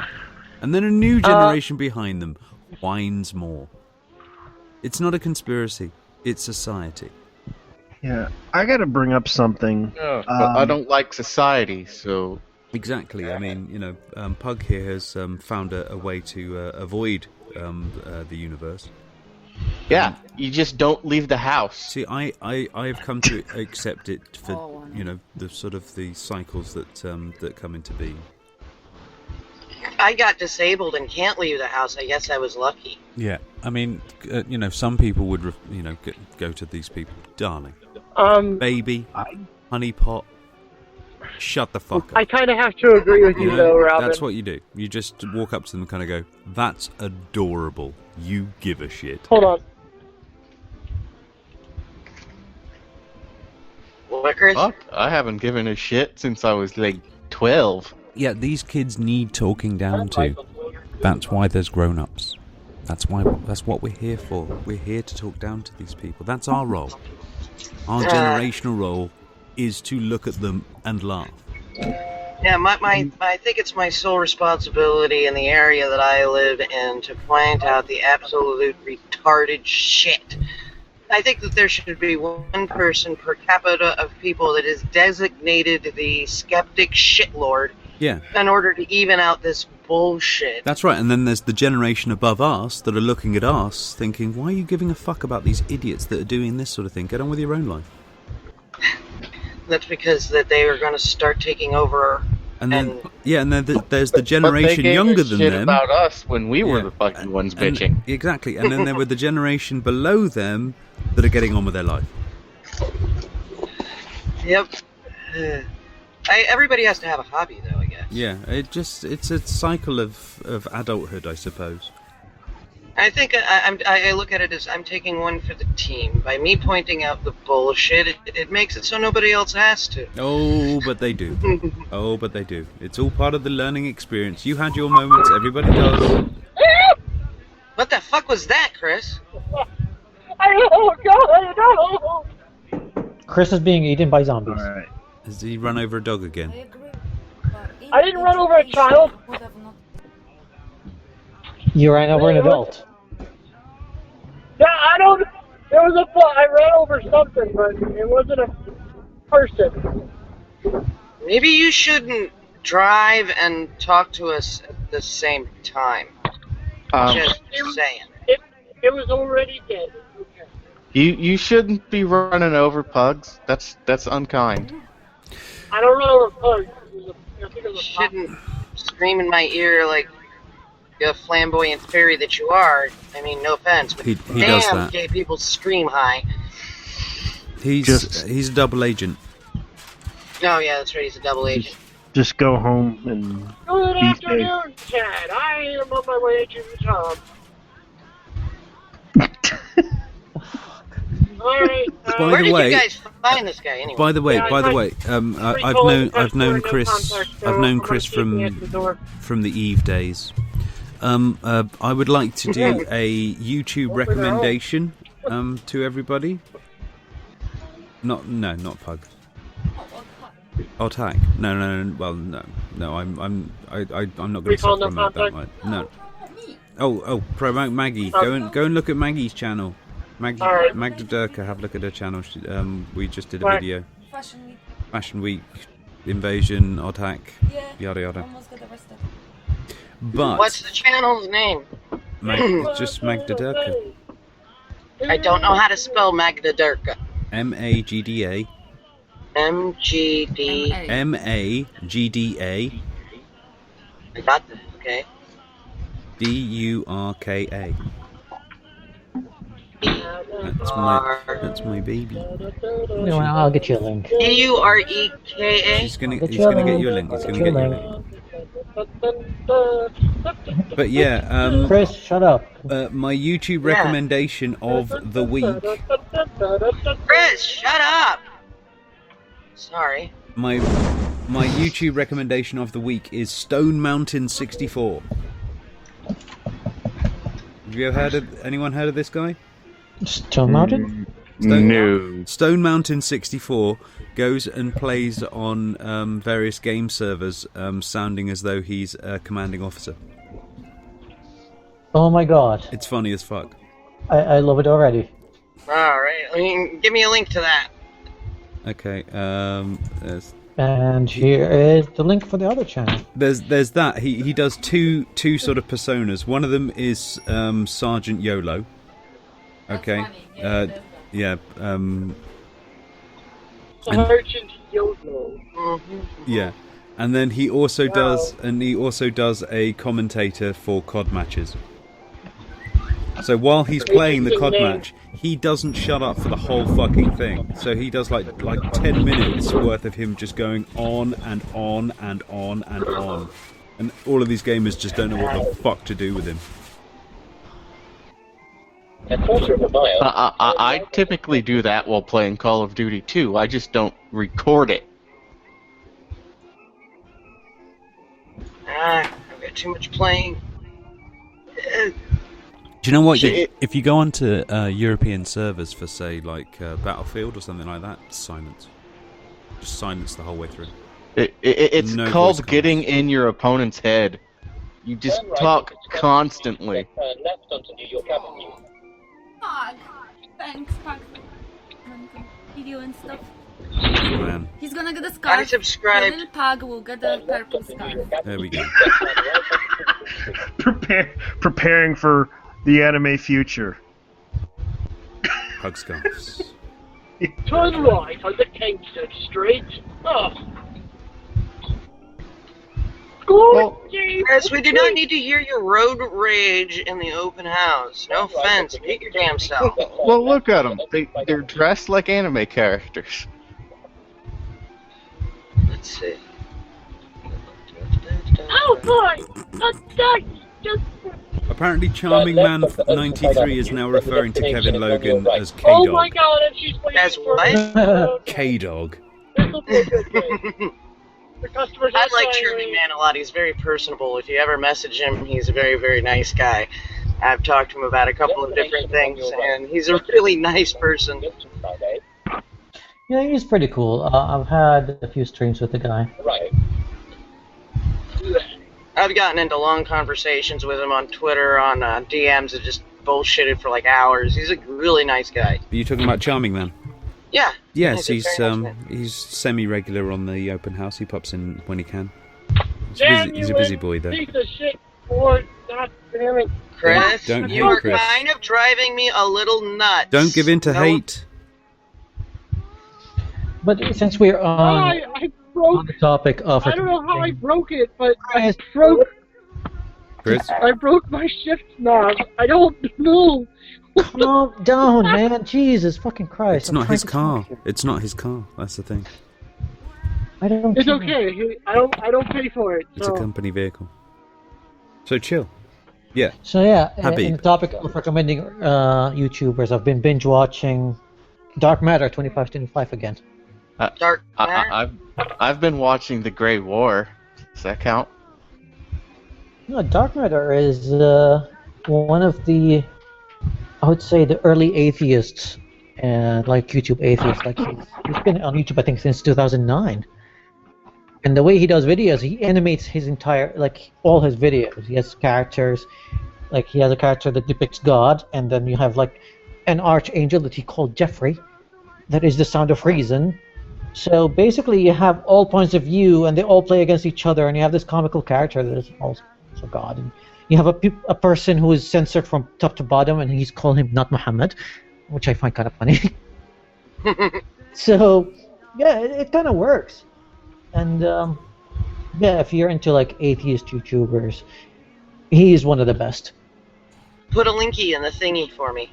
Sure. I suppose I could suggest The Great War to anybody who's interested in history. I like history. You learn from it. I'm wondering where the next ire of the atheist community is going to be laid down, really. Oh, by the way, his latest video, Somewhere in Dark New Matter, Jersey. is What dragon is next? okay. Hold Oh, on. I saw Dark Matter stuff. Somebody. You're gonna love this. By the way, his latest video is titled "If God Became an SJW." I saw that last night. I fucking died. I already subscribed. It's fucking brilliant. It's like there's only one SGW left in heaven. At least it's safe. Lonely, but safe. It's fucking brilliant shit. It's amazing. I don't know. I just found myself to recommend anything. Of course, you guys have already watched this shit. I power watched the playlist of Dr. Random McCam when I had a very bad toothache and couldn't do anything on YouTube. I've broken some of my teeth. Yay. So I just put that on and I listened to that. There's nothing like listening to somebody rage on for hours when you feel like shit. It kind of makes you feel better about yourself. Yeah, he's quite entertaining. And very entertaining. But at the same time, he puts across some very good points. Can we speculate though? On what? Speculate on the next SJW ire. Okay. No, not SJWI. No. okay. The next atheist ire. Let's see. What do They you went mean? after creationists. Then they went after SJWs. Then some of them went to the SJW side, like Shives. So what would be the I next think thing? it's there is a lot of signs that says that they're gonna start tackling Islam. A lot of them are showing interest in that. They're starting to read the Quran and the Hadith. And right now, most of the atheist community on YouTube, at least the ones that I see, I noticed that they really have no idea about the nuance of the Islamic religion. And I don't blame them for that. They never grew up with it. They would be able to tell the difference between, let's say, a Catholic and a Protestant and an evangelical. Wait, there's a difference? Yeah, they would be able to tell the nuance between them. But when it comes to Islam, 1.2 billion Muslims, they just paint them in the same brush. And it would be very difficult for somebody. You know how people take Leviticus and they tear it apart, such as, well, it says in the Bible you shouldn't lay with a gay person, right, or be gay, right? No sucking a dick, all right? Well, then there's other parts in Leviticus that nobody pays attention to. With the Quran, there are sure shit things like that, things that people hold high value in, and other things that people do not hold high value in, depending on the sect that you're in. So, with that being said, to try to pick it apart without knowing for sure which passages people take to heart more so than others, Well, how is anybody that is not raised with it going to fully understand? Well, we could maybe highlight one particular split that is right down the middle of the Muslim community, for example, which is the Shia-Sunni thing. Yeah. That's probably the biggest. It's one of the biggest divides. That yes. would be the Catholics versus the Protestants. No, it's not the same thing. Okay. So they're not bombing each other? Pretty much the divide started right after Muhammad died, and the Shiites wanted to have the next Caliph or the next Khalifa, which is the next, the next ruler of the Islamic nation, to be Muhammad's cousin. So this was a basically a passage of birth. No, it's not that. It says, well, they have their own versions of the story where Muhammad actually elected him to be his successor, and he was grooming him to be his successor. And that was their version of the story. Now, the story that the Sunnis have is like, yeah, he groomed him to be a good Muslim, but when it comes to succession, we had a vote, and we voted for Abu Bakr. Which the Shias kind of hate. So one group went with the successor, and one group went with the vote. Well, no. Actually, what happened in history, even Ali was like, okay, you voted for this guy, I'm going to follow this guy. Who cares? And he was actually the fourth Khalifa after all three of the previous ones died of natural causes, and two of them were assassinated. Didn't they have an inner conflict with that? So, your religion split just like any kingdom. That's interesting. No. Here's the thing. People still argue on who the righteous person was to hold the first, to hold the position of the first Khalifa. And I'm like, that's a conflict that ended 1,400 years ago. Can we please just move on now? But it's not really based upon that anymore, though, is it? Really, it's there is a relativity when it comes to say Protestant and Catholic now, because people hate. There's Catholics who hate Protestants because they're Protestants, and there's Protestants that hate Catholics because they're Catholics. It's got nothing to do with the actual belief system that they've got. It's more down to the history of the wars, the recriminations, the killing and whatever else that's happened. No, you're heretics. No, not heresy. It's nothing to do with heresy. It's to do with one side attacking the other side. So they've got to get payback for that side attacking this side, and then that side's got to get payback for attacking that side, and so forth. I got to ask you a question. How did the Church of England was formed? Well, what do you think the word Protestant means? Think it through. Know. That is the Church of England, isn't it? Have a look at let's say there's another Martin Luther King out there. A Martin? You mean a Martin? Well, there's a Martin Luther. Look it up. I don't know. Yeah. I know. These day and ages, nobody would pay attention to a Martin Luther King unless it was a transgender. Martin Luther, the disabled. Reformation of the Church. Yeah. It's so sad to think that people have completely negated what Martin Luther said and what he died for. No, we're not talking MLK. The actual king of England. The actual Martin Luther. No, he's a German dude. Oh. I needed more history. What was that history site again? Right, Martin Luther King was named after Martin Luther. The Reformation, yes? Yes. The reform, the Catholic, Yeah. the faith, or if you like. Martin Luther, a dramatic reading time. Yay! Yay! Are we all sitting comfortably, Put a children? picture then. Yeah, I'll even mute myself for politeness. Then we'll begin. Martin Luther, German, was born... Wait, did he have to read? You ruined it. You fucking ruined it. Get out. Go and stand in the corner. Go and stand in the corner. Fail. You took away my reading 1483. Fine, I'll be quiet. 1483, he was popped out and Interrupting Pug. and then brought up the daisies in 1546. He wasn't around for very long. Was a German professor of theology, composer, priest, former monk, and a seminal figure in the Protestant Reformation. Luther came to reject several teachings and practices of the late medieval Catholic Church. He strongly disputed the claim that the freedom of God's punishment for sin could be purchased with money. He proposed an academic discussion of the power and usefulness of indulgences. Indulgences were basically paying off the church to essentially pray over the bodies of the dead, to get them just a little bit closer to God. His refusal to retract all of his writings and at the demand of Pope Leo X in 1520 and the Holy Roman Emperor Charles V at the Diet of Worms. Scared to click that link. In 1521, resulted in his excommunication by the Pope and condemnation as an outlaw by the Emperor. Luther taught that salvation and subsequent eternal life was not earned by good deeds, but is received only as a free gift of God's grace through faith in Jesus Christ as Redeemer from sin, yada yada. His theology challenged the authority of the office of the Pope by teaching that the Bible is the only source of divinely revealed knowledge from God, and opposed sacerdotalism by considering all baptized Christians to be a holy priesthood.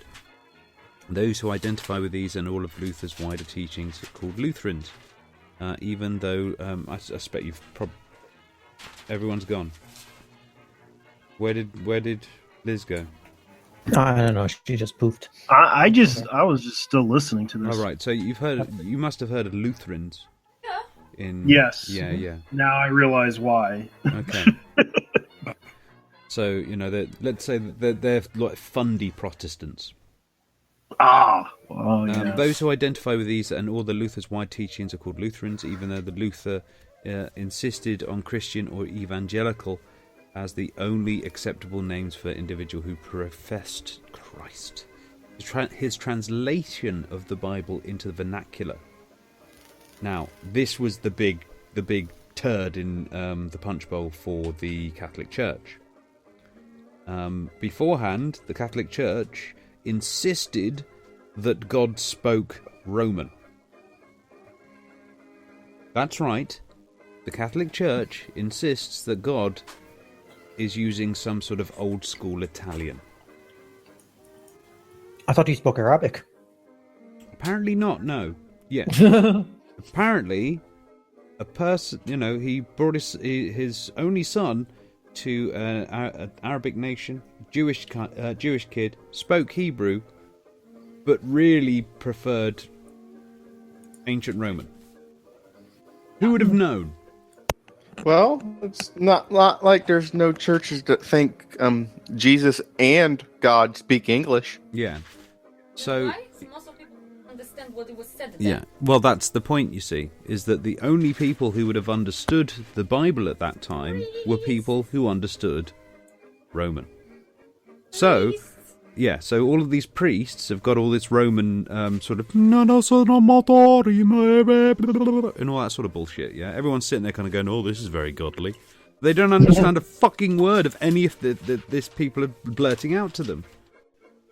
They're sitting there basically, you're just basically sitting there with a bunch of greaseballs just talking Italian at each other, and you don't understand any of it.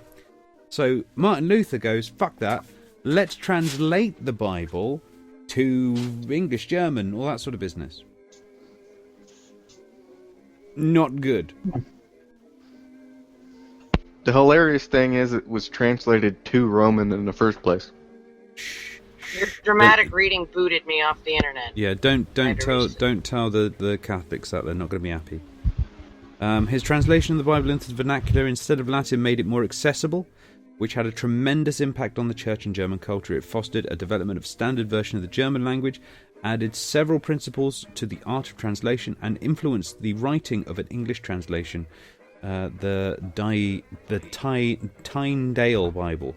His hymns influenced the development of singing in churches, and his marriage to Katharina von Bora set a model for the practice of clerical marriage, allowing Protestant clergy to marry.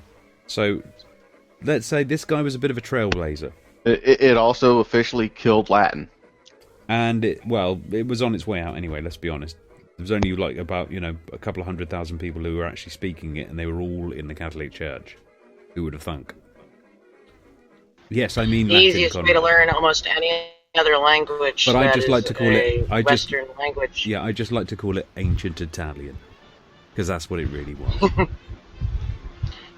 If you learn Latin, you can learn almost any of the other languages associated with it really easy, such as French or Spanish or anything like that. Except patois. Martin Luther was born to Hans Luder, or Ludher, later Luther, and his wife Margaret, nee Lindemann, on 10th. So he got his end away there. Yada yada yada. He was baptised as a Catholic the next morning on the feast day of St. Martin of Tours. Family moved to Mansfeld,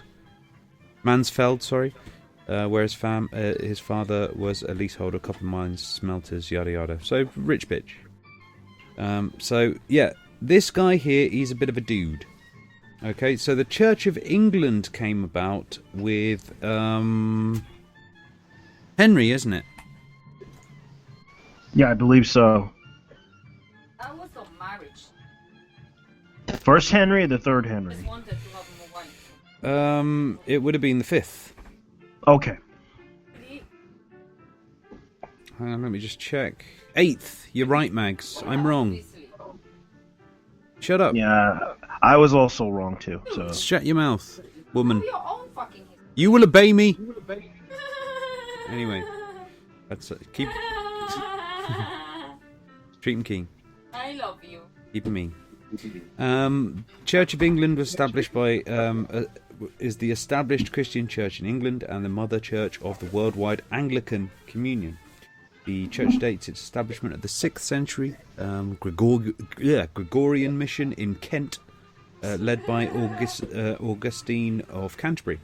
That's why we have the Canterbury Cathedral, which is basically the head of the C of E. The English Church renounced papal authority when Henry VIII sought to secure an annulment from Catherine of Aragon in the 1530s. They weren't into it. He was into it. Told them to go fuck themselves. But as you can see, I actually have a family member named after Catherine of Aragon, and my name is Elizabeth, and then there's another family member named Victoria. You'd think I'd know all my history a little bit better with that kind of background. but please note the rather close timing. So, Martin Luther, 1520, excommunicated, 1521, sorry. Henry's having a chat with them about this, 1530s. So now he's got an actual English translation of the Bible, and he's like, "What do I need these fuckers for anyway?"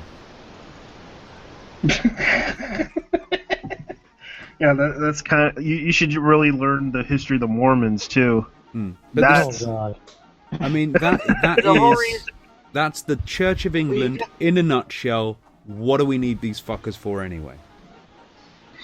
You got to realize that a lot of the people that could read were ministers and those of the religious faith, and they kept everything in Latin as much as possible due to the fact that religious people were very much so leaders, and so that they could alter things as they saw fit or translate things as they saw fit to the common plebs and control the governments and environments around them as they needed. It's very corrupt. Yeah, and when they're things got sitting translated, they're sitting there in these churches spouting gibberish at these people. As far as they're concerned, they don't know what the fuck they're talking about. They're just sitting there, speaking Latin at them, and they're kind of going, "Now, what that means is, you need to give me money." Yeah. Yeah. This means you need to do whatever I say, or God will hate you. Yeah.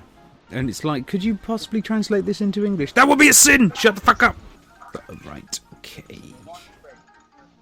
You can understand why they got a bit annoyed.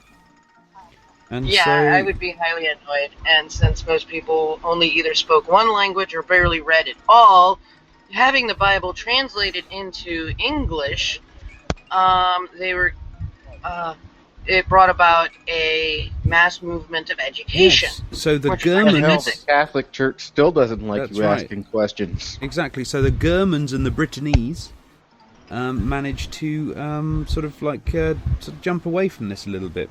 They were none too happy. And then we had something called Dark Ages, which was great fun.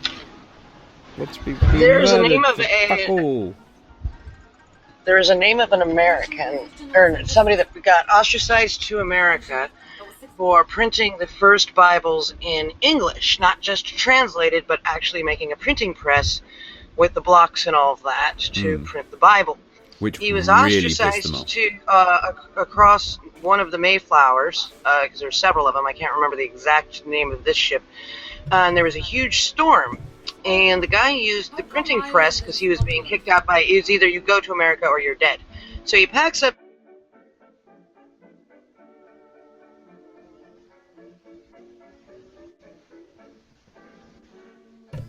Are you there?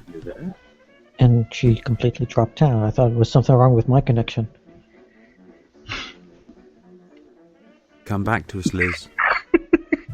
Jesus fucking Lizzie. I am directly related to. I have to. I think You're I became- back. Hi, Liz. You're under the Bible Belt, right? in You just Florida? disappeared for a minute. It was Oh, like, yeah. I did. So I have Yeah, no idea what you guys heard then. Damn it. Yeah. Here's the other thing. You live under the Bible Belt, right? Yeah. It sucks. Which, because you live in the south of. You live right around Florida, and it's under the Bible Belt.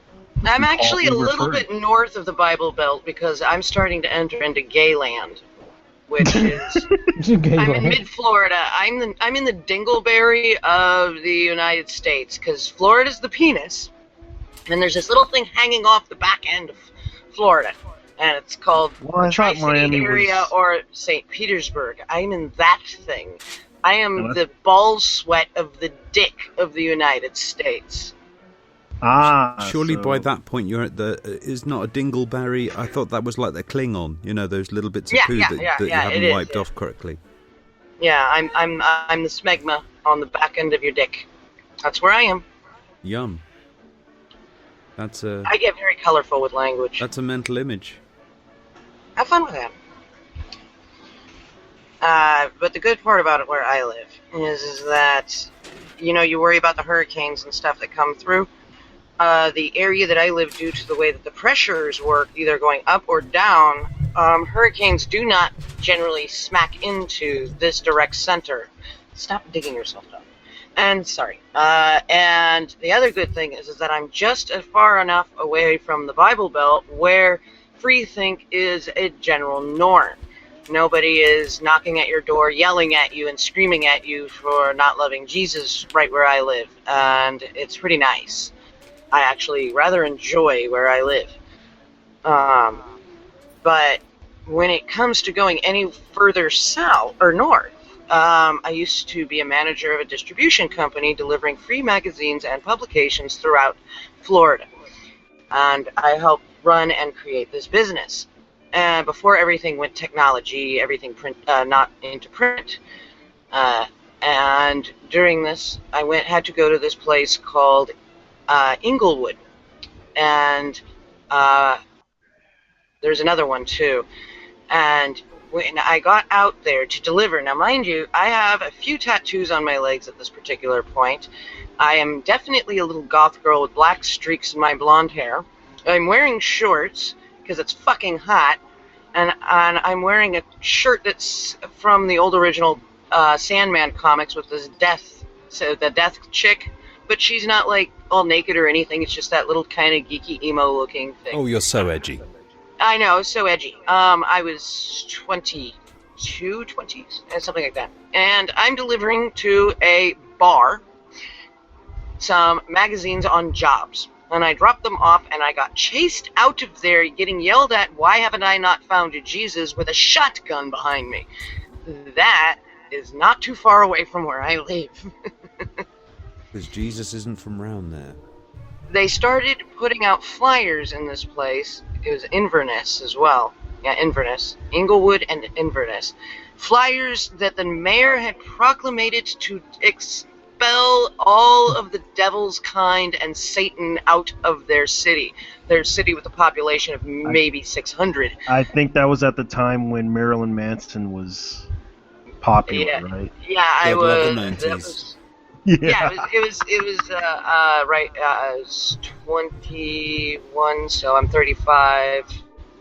That was math. Someone do the math. What year I was bet that? none of them smoke as well. Oh, yeah. Everybody smoked. Damn it. Oh, they do smoke. Oh, that's good. They'll die early. I smoke. I need to quit. I've been working on it. Don't do it. Yeah, Don't do it. we're all stars now in the Dope Show. Yeah, that was in 2000 was when this went down, because I was 20 in 2000. Never quit, Liz. Never quit. It's your duty. Why? Too many people in the world. You want me to die? I thought you No. liked me. No, I just don't. I don't want you to be basically sitting in your own poo, wondering who the hell wiped your ass the last time you crapped yourself. Oh, I don't plan on living that long. Remember, I'm already sick, so, you don't have to worry about that happening to me. Quitting's for quitters. Exactly. You guys are weird. Nah. No, we're just thinking ahead. I'm not weird. I'm the normalest guy ever. Yeah, only weirdos But say those that, were dude. fun times, though. Those were fun times. Habib, you're the kind of guy that I can't tell if you're hitting on me or trying to scare me. You are not normal. Who? Just so you know. I am Liz, not weird. I think scaring I am you turns it insane. on, so it kind of worked both ways. I need to stop talking to you. Yeah, I am not weird. I am insane. There's a difference. At least you have an excuse. Remember, he's oppressed, so we have to treat him with special privileges. I would be Yeah, considered vanilla ableism, by damn it. comparison, let's say that. You ableist bastards with your So I straight got in. thinking minds. I got in here a little late, 2 hours late. So, what was the major topic of discussion? I read through a little bit of that article. Explain it to the pleb. Microsoft market cornering, trying to turn Windows into basically the App Store. The only app store? For the second time. I've learned something, Apple. Well, they always do it after Apple. Whoa. No, they're trying it the second time. How is this going to corner the market and be bad? Just help me understand. So I'm reading it, I'm like, okay, what? He wants to... It's like, I'm trying to figure it out. Games for Windows Live, the second coming.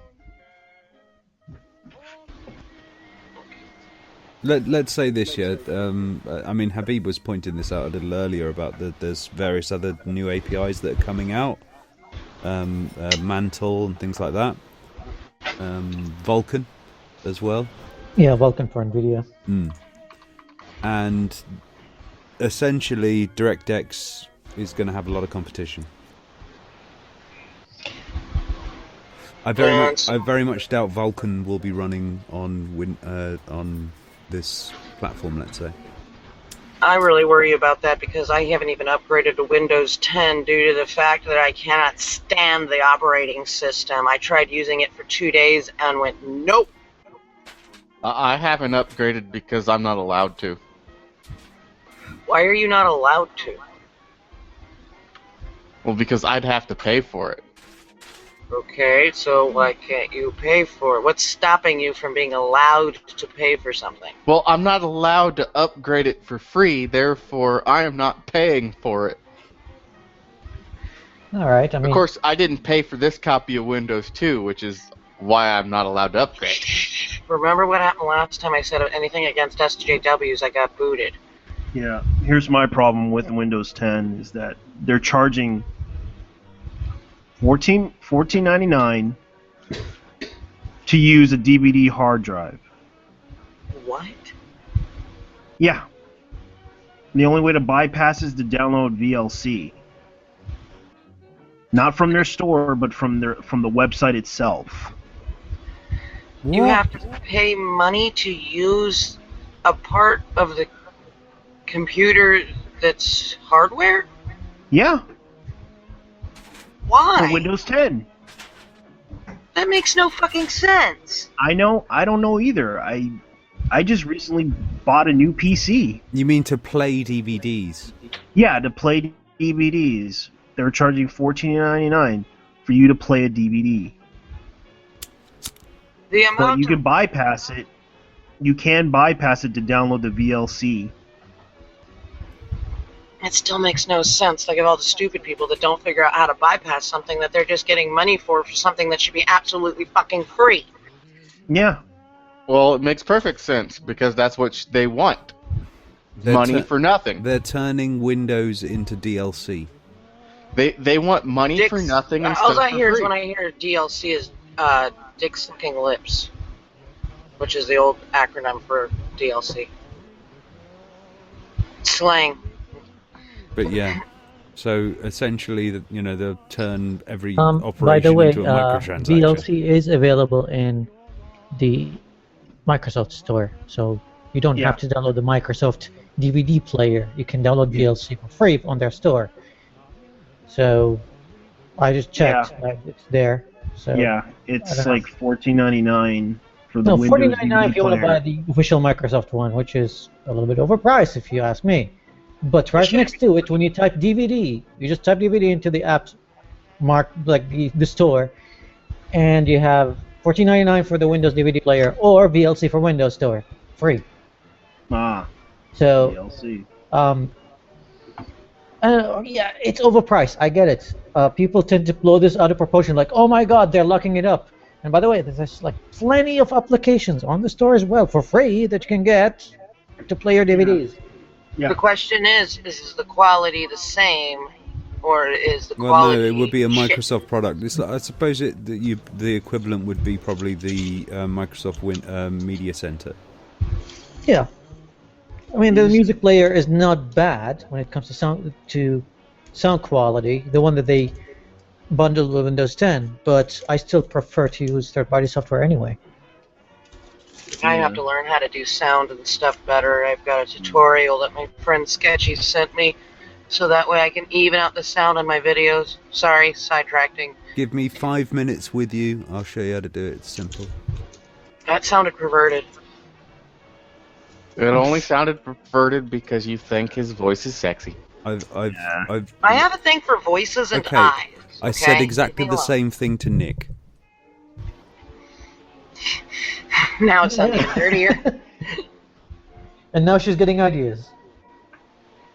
Leave me alone. I'm stuck at home all day and I'm still got a beating heart and a pulse. Okay.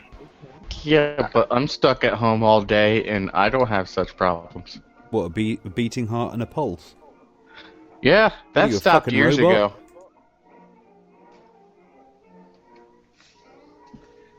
Yeah, those things stopped years ago. The open house is taking a turn for the worst. Yeah. Yeah, I think he believes that beating heart is like buying a heart from a butcher and beating it up. Yeah, not that kind of beating heart, no. Oh, wait. You mean the other kind? Yeah, the one that's in your chest. Pumping Yeah, blood. that thing still sort of works, I guess. Good. I would hope so. We would have an open house for zombies then. What the fuck? What hour are we on here? Because I'm not gonna keep this going for a huge amount of time as usual. So we're coming into hour 5 now. So I think you got your money's worth out of me this week. Thank you, patrons. Thank you for the mic. Going to be working very, very closely towards getting a sort of like stand for this thing, so it's not sitting on my couch seat just ready to fall. I think that'll be a best thing. Aerith, Hello. dude, Oh, I was just about to book out actually. Oh. Yeah, I've got a party to go to, and I'm absolutely knackered because we stayed up all night. So I was going to get a nap in, and then we're going to go to a party at the box. No, Are we not? it's not in the box. Where is it then? That the Flying Dutchman. It's at the Flying Dutchman. South London. So if there's anybody in South London that would like to... I don't think you can just invite people like that. Okay, It's a private I party. can't invite you, sorry. Well, It's- if you know them, you So if there's probably anybody in South London that would like to go to the Flying Dutchman tonight, tough. can. Maybe they can come with us, but not. I don't know how this works. It's someone's birthday. I'm not party. gonna. I'm not gonna speak for somebody else. I Someone's can't. birthday party, Robin. So how can you? I'm invite not. Yeah. someone else? Okay. Whatever I was going to invite you in, just forget it. It's not. Well, we're going, and you're not invited. Yeah. God damn it! I wanted to go. Just tell people to have their own party. Okay. Why, you know. So You know what I'm what? gonna Okay, do okay. is I have an idea. So we're So gonna what have a I'm quick hearing fire is round. you're discriminating against the pugs. So we have 17 more minutes of bullshit to go. All right. Here's my suggestion. You guys go away. We'll have our party here, and it's going to be a better party. I can't Yeah. just With leave hookers you here with blackjack. this. I can't, We'll just, have- I can't just leave this streaming while I go out and party and come back. Well, We'll have blind the cocaine, viewers of the stream are not hookers. invited. It'll bin itself on YouTube and then We'll have we can be offline, but yeah, it's even a better party that way. Blackjack and hookers. Yes. Yeah. Without the channel getting taken down. I'm So, gonna yeah. go take a nap. yeah, I feel like taking a nap as well. I'm very tired. Yeah. I'm I think you guys- sitting here hugging my bear. I'm that tired. That's animal abuse. What did I miss? I'm sorry, my router kicked me off. I've got Again, I need to do. I've got a little teddy bear here, and I'm just hugging it. Are you wrapping He's it not up for afraid the to day? use it. Yeah, in 10 minutes or so, Yeah. we're going to be kicked out of this stream because Robin doesn't like us anymore. About 16. So, Okay, Robin, so- are you going to do DJing at midnight? No, Was I'm there- I'm not going to be doing any mixing. No, I'm just there to just fill in the numbers and look good next to Maggie. Have I Oh. missed a productive conversation? I'm merely on a this, decoration on her arm. I'm the decoration on your arm. All right. okay. You guys are a really attractive couple, you know that. Yeah. It works out very well. I don't. Are I don't get how conversations I ever managed it, but- productive? I love Well, you. This is I like an love easy you. start using all over again. Lovely, Women as nice, background and, you know, decoration. Yeah. I wish you both have a good time. So Yeah, I'll we leave- should. It should be good fun. Apparently, there's going to be a bath of lube. No, I don't know. If it will. There might not be. God. There might. Oh, okay. There might not be a bath of lube. I'm not quite sure Wait, what wait, sort of wait. party I'm arriving at here. To be perfectly frank, I'm a little worried. And I have a bath full of Some honey. people performing music live. honey. Mazzola parties I are the will biggest catch you craze. later. So we could have some live music going on. Maybe Catch you we'll all later, Periscope guys. or something. Bye. Travel- Bye. Yeah, that's a good fucking idea. Yeah, we can Periscope. Yes, indeed. So yeah, watch out for us on Twitter. We'll Periscope what's going on in the party if The we're party allowed. starts at 1 a.m. It starts at 1 a.m. Yes. I'm gonna go. Oh man. You that's- have time to sleep. So you have some sleep. We'll But go I'm to tired. Nadi's I'm for, like- old and farty. Right. What do you mean? Come on, I went out I last even night, could I'm hold tired up to too, but go to I a know. party. Sleep. And I didn't sleep. You can come with your teddy bear and we'll sit you on a chair and we'll give you a cup of tea, top Wait. hat, a big pipe, hopefully with something better I'll than bring just my own tobacco. pipe. Yeah, bring your own pipe, which you Okay. have. Sleep. And then you're Who gonna needs sit and sleep? record it via Periscope while I'm Okay. dancing. Go take your old butt to bed, Robin, and so you can have fun with the wifey. She's not my wife. She's my baby. Okay, well, might as well be wifey. Significant other. I'm sorry, wasn't inclusive enough. Whatever. She is Your significant. partner in life. You are my significant one. We're like partner in It's a crime. foreground decoration. Well, I'll let you guys close up shop. Thank you for letting me on. I'm sorry that you sound so disappointed. Thank you for letting me on this wonderful show. That's Everybody, more please like like it. and subscribe Was to there Robin any Guthrie's consensus channel reached Open House. about this Microsoft Unified Platform thing? Yeah. Do tell. What was the consensus? What was the consensus? I asked a question. Was there consensus reached? in the Well, discussion. I believe most of us are pretty much like, "Ugh," but Habib's sort of like kind of going, well. So it's at Yeah. that I level. see. Yeah. That's pretty much it. I'm just Yeah. like, eh. Okay. Yeah. So we're sort of like, ooh, and he's like, yeah. And I love how that's an actual direct answer to the question is a bunch of random noises expressing emotion. Ooh, ee, and then we had one. No. It's ooh and eh. I see. So which corner would you like to be in? Would you like to? There's more of us on the ooh side, but I'm on the side of Microsoft hasn't done any of the shady shit that he's saying in this article they could do. They haven't even started doing any shady shit. What they seem to be doing is just trying to make their tablet platforms have a feature similar to the app stores that are available in standard, so but you're also on, make it uniform. Yeah, because so this doesn't you're seem on to be the taking over the side desktop. then, yeah. Well, on the desktop you don't have to use this thing. So I would say that would be 3 for 2 then. So we've got 3 on the ooh and 2 on the Mine is my direct thing would be it's something to keep an eye on, but meh. Oh. So we've got a meh. We've got a meh too. So you're you're almost abstaining. Yeah, I will never be afraid of the obtrusiveness of Microsoft so long as they make it so ridiculously easy to get their operating system for free. So long as they carry on doing that, I will always operate under the assumption that they want to do business, but they aren't there to try and horn in on everyone. They're like French televised porn, isn't it? Really? Now that's a reference you'll have to explain. Thank you. Well, not everybody gets to see it, of course, but as long as you know what to do and where to go, yeah. Yeah. So it's expensive to those who don't know what they're doing. Those who do know what they're doing, Those who can pay will pay for it, and those who are like, I just can't afford it. Well, there you go. I think it's the best free market way of actually sifting who actually. It's not like my. It's making the poor think. It's a meritocracy. Yeah, well, anyone who undeservedly claims they need it for free, This will be the next music video on MTV because they play this kind of content at midnight. And I was like, do anybody watches MTV? But if maybe I contact them. Okay. I don't know. Anybody watching MTV still? Sorry, folks. Sorry, I'm just. Yeah, sorry, we're having a conversation here. During a stream. Nothing.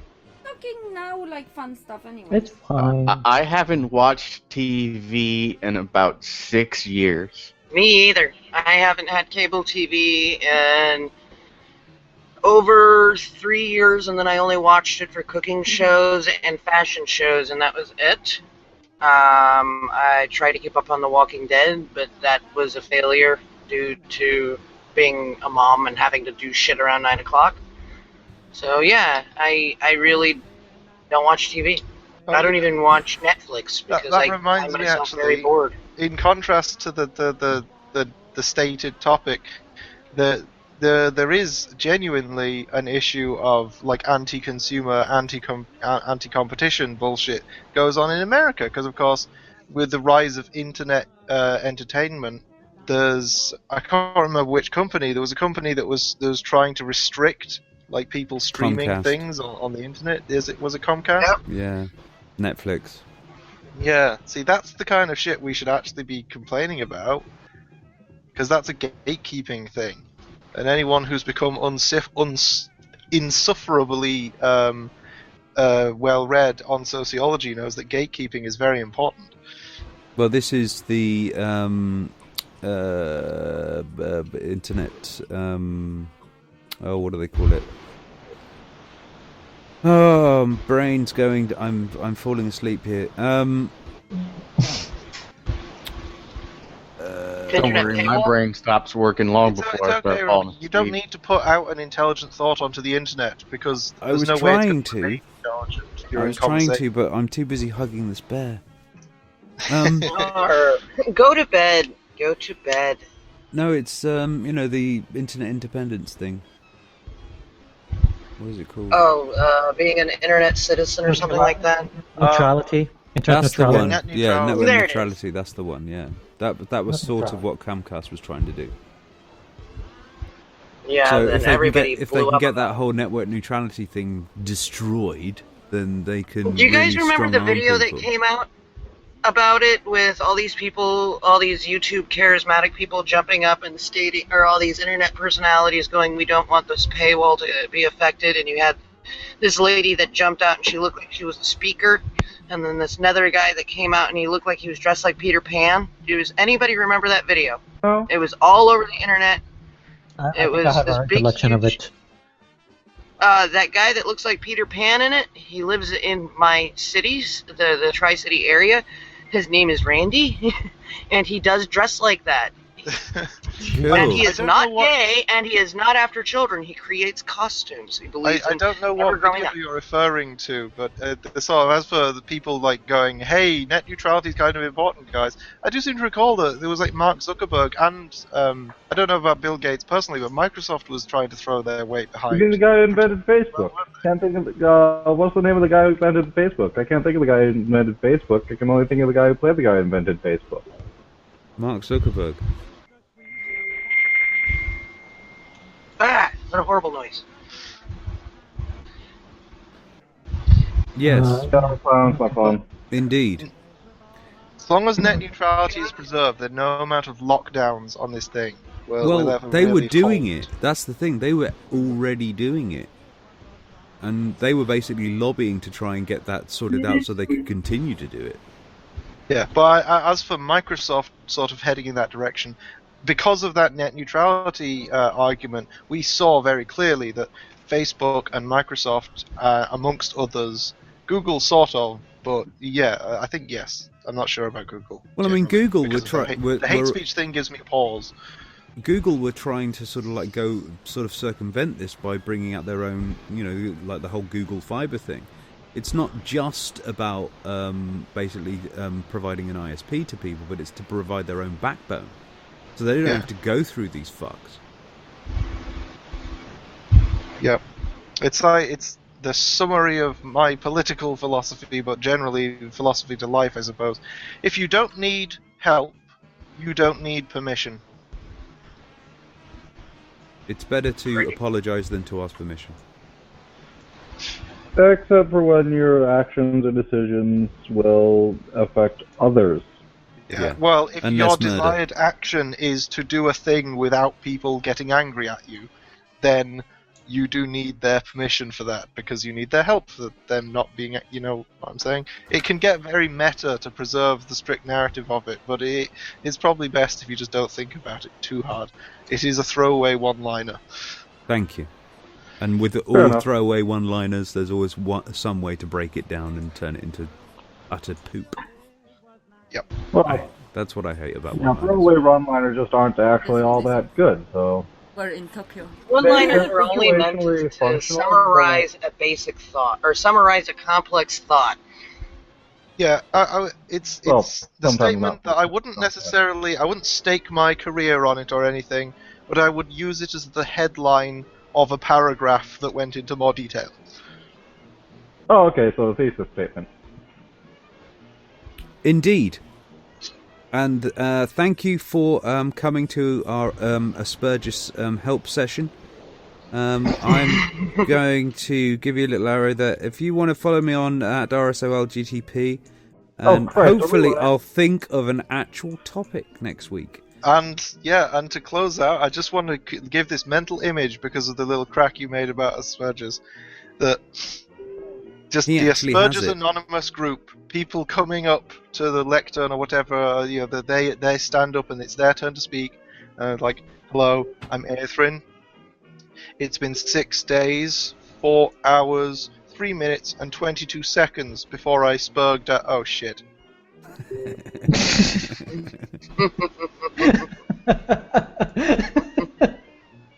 Indeed.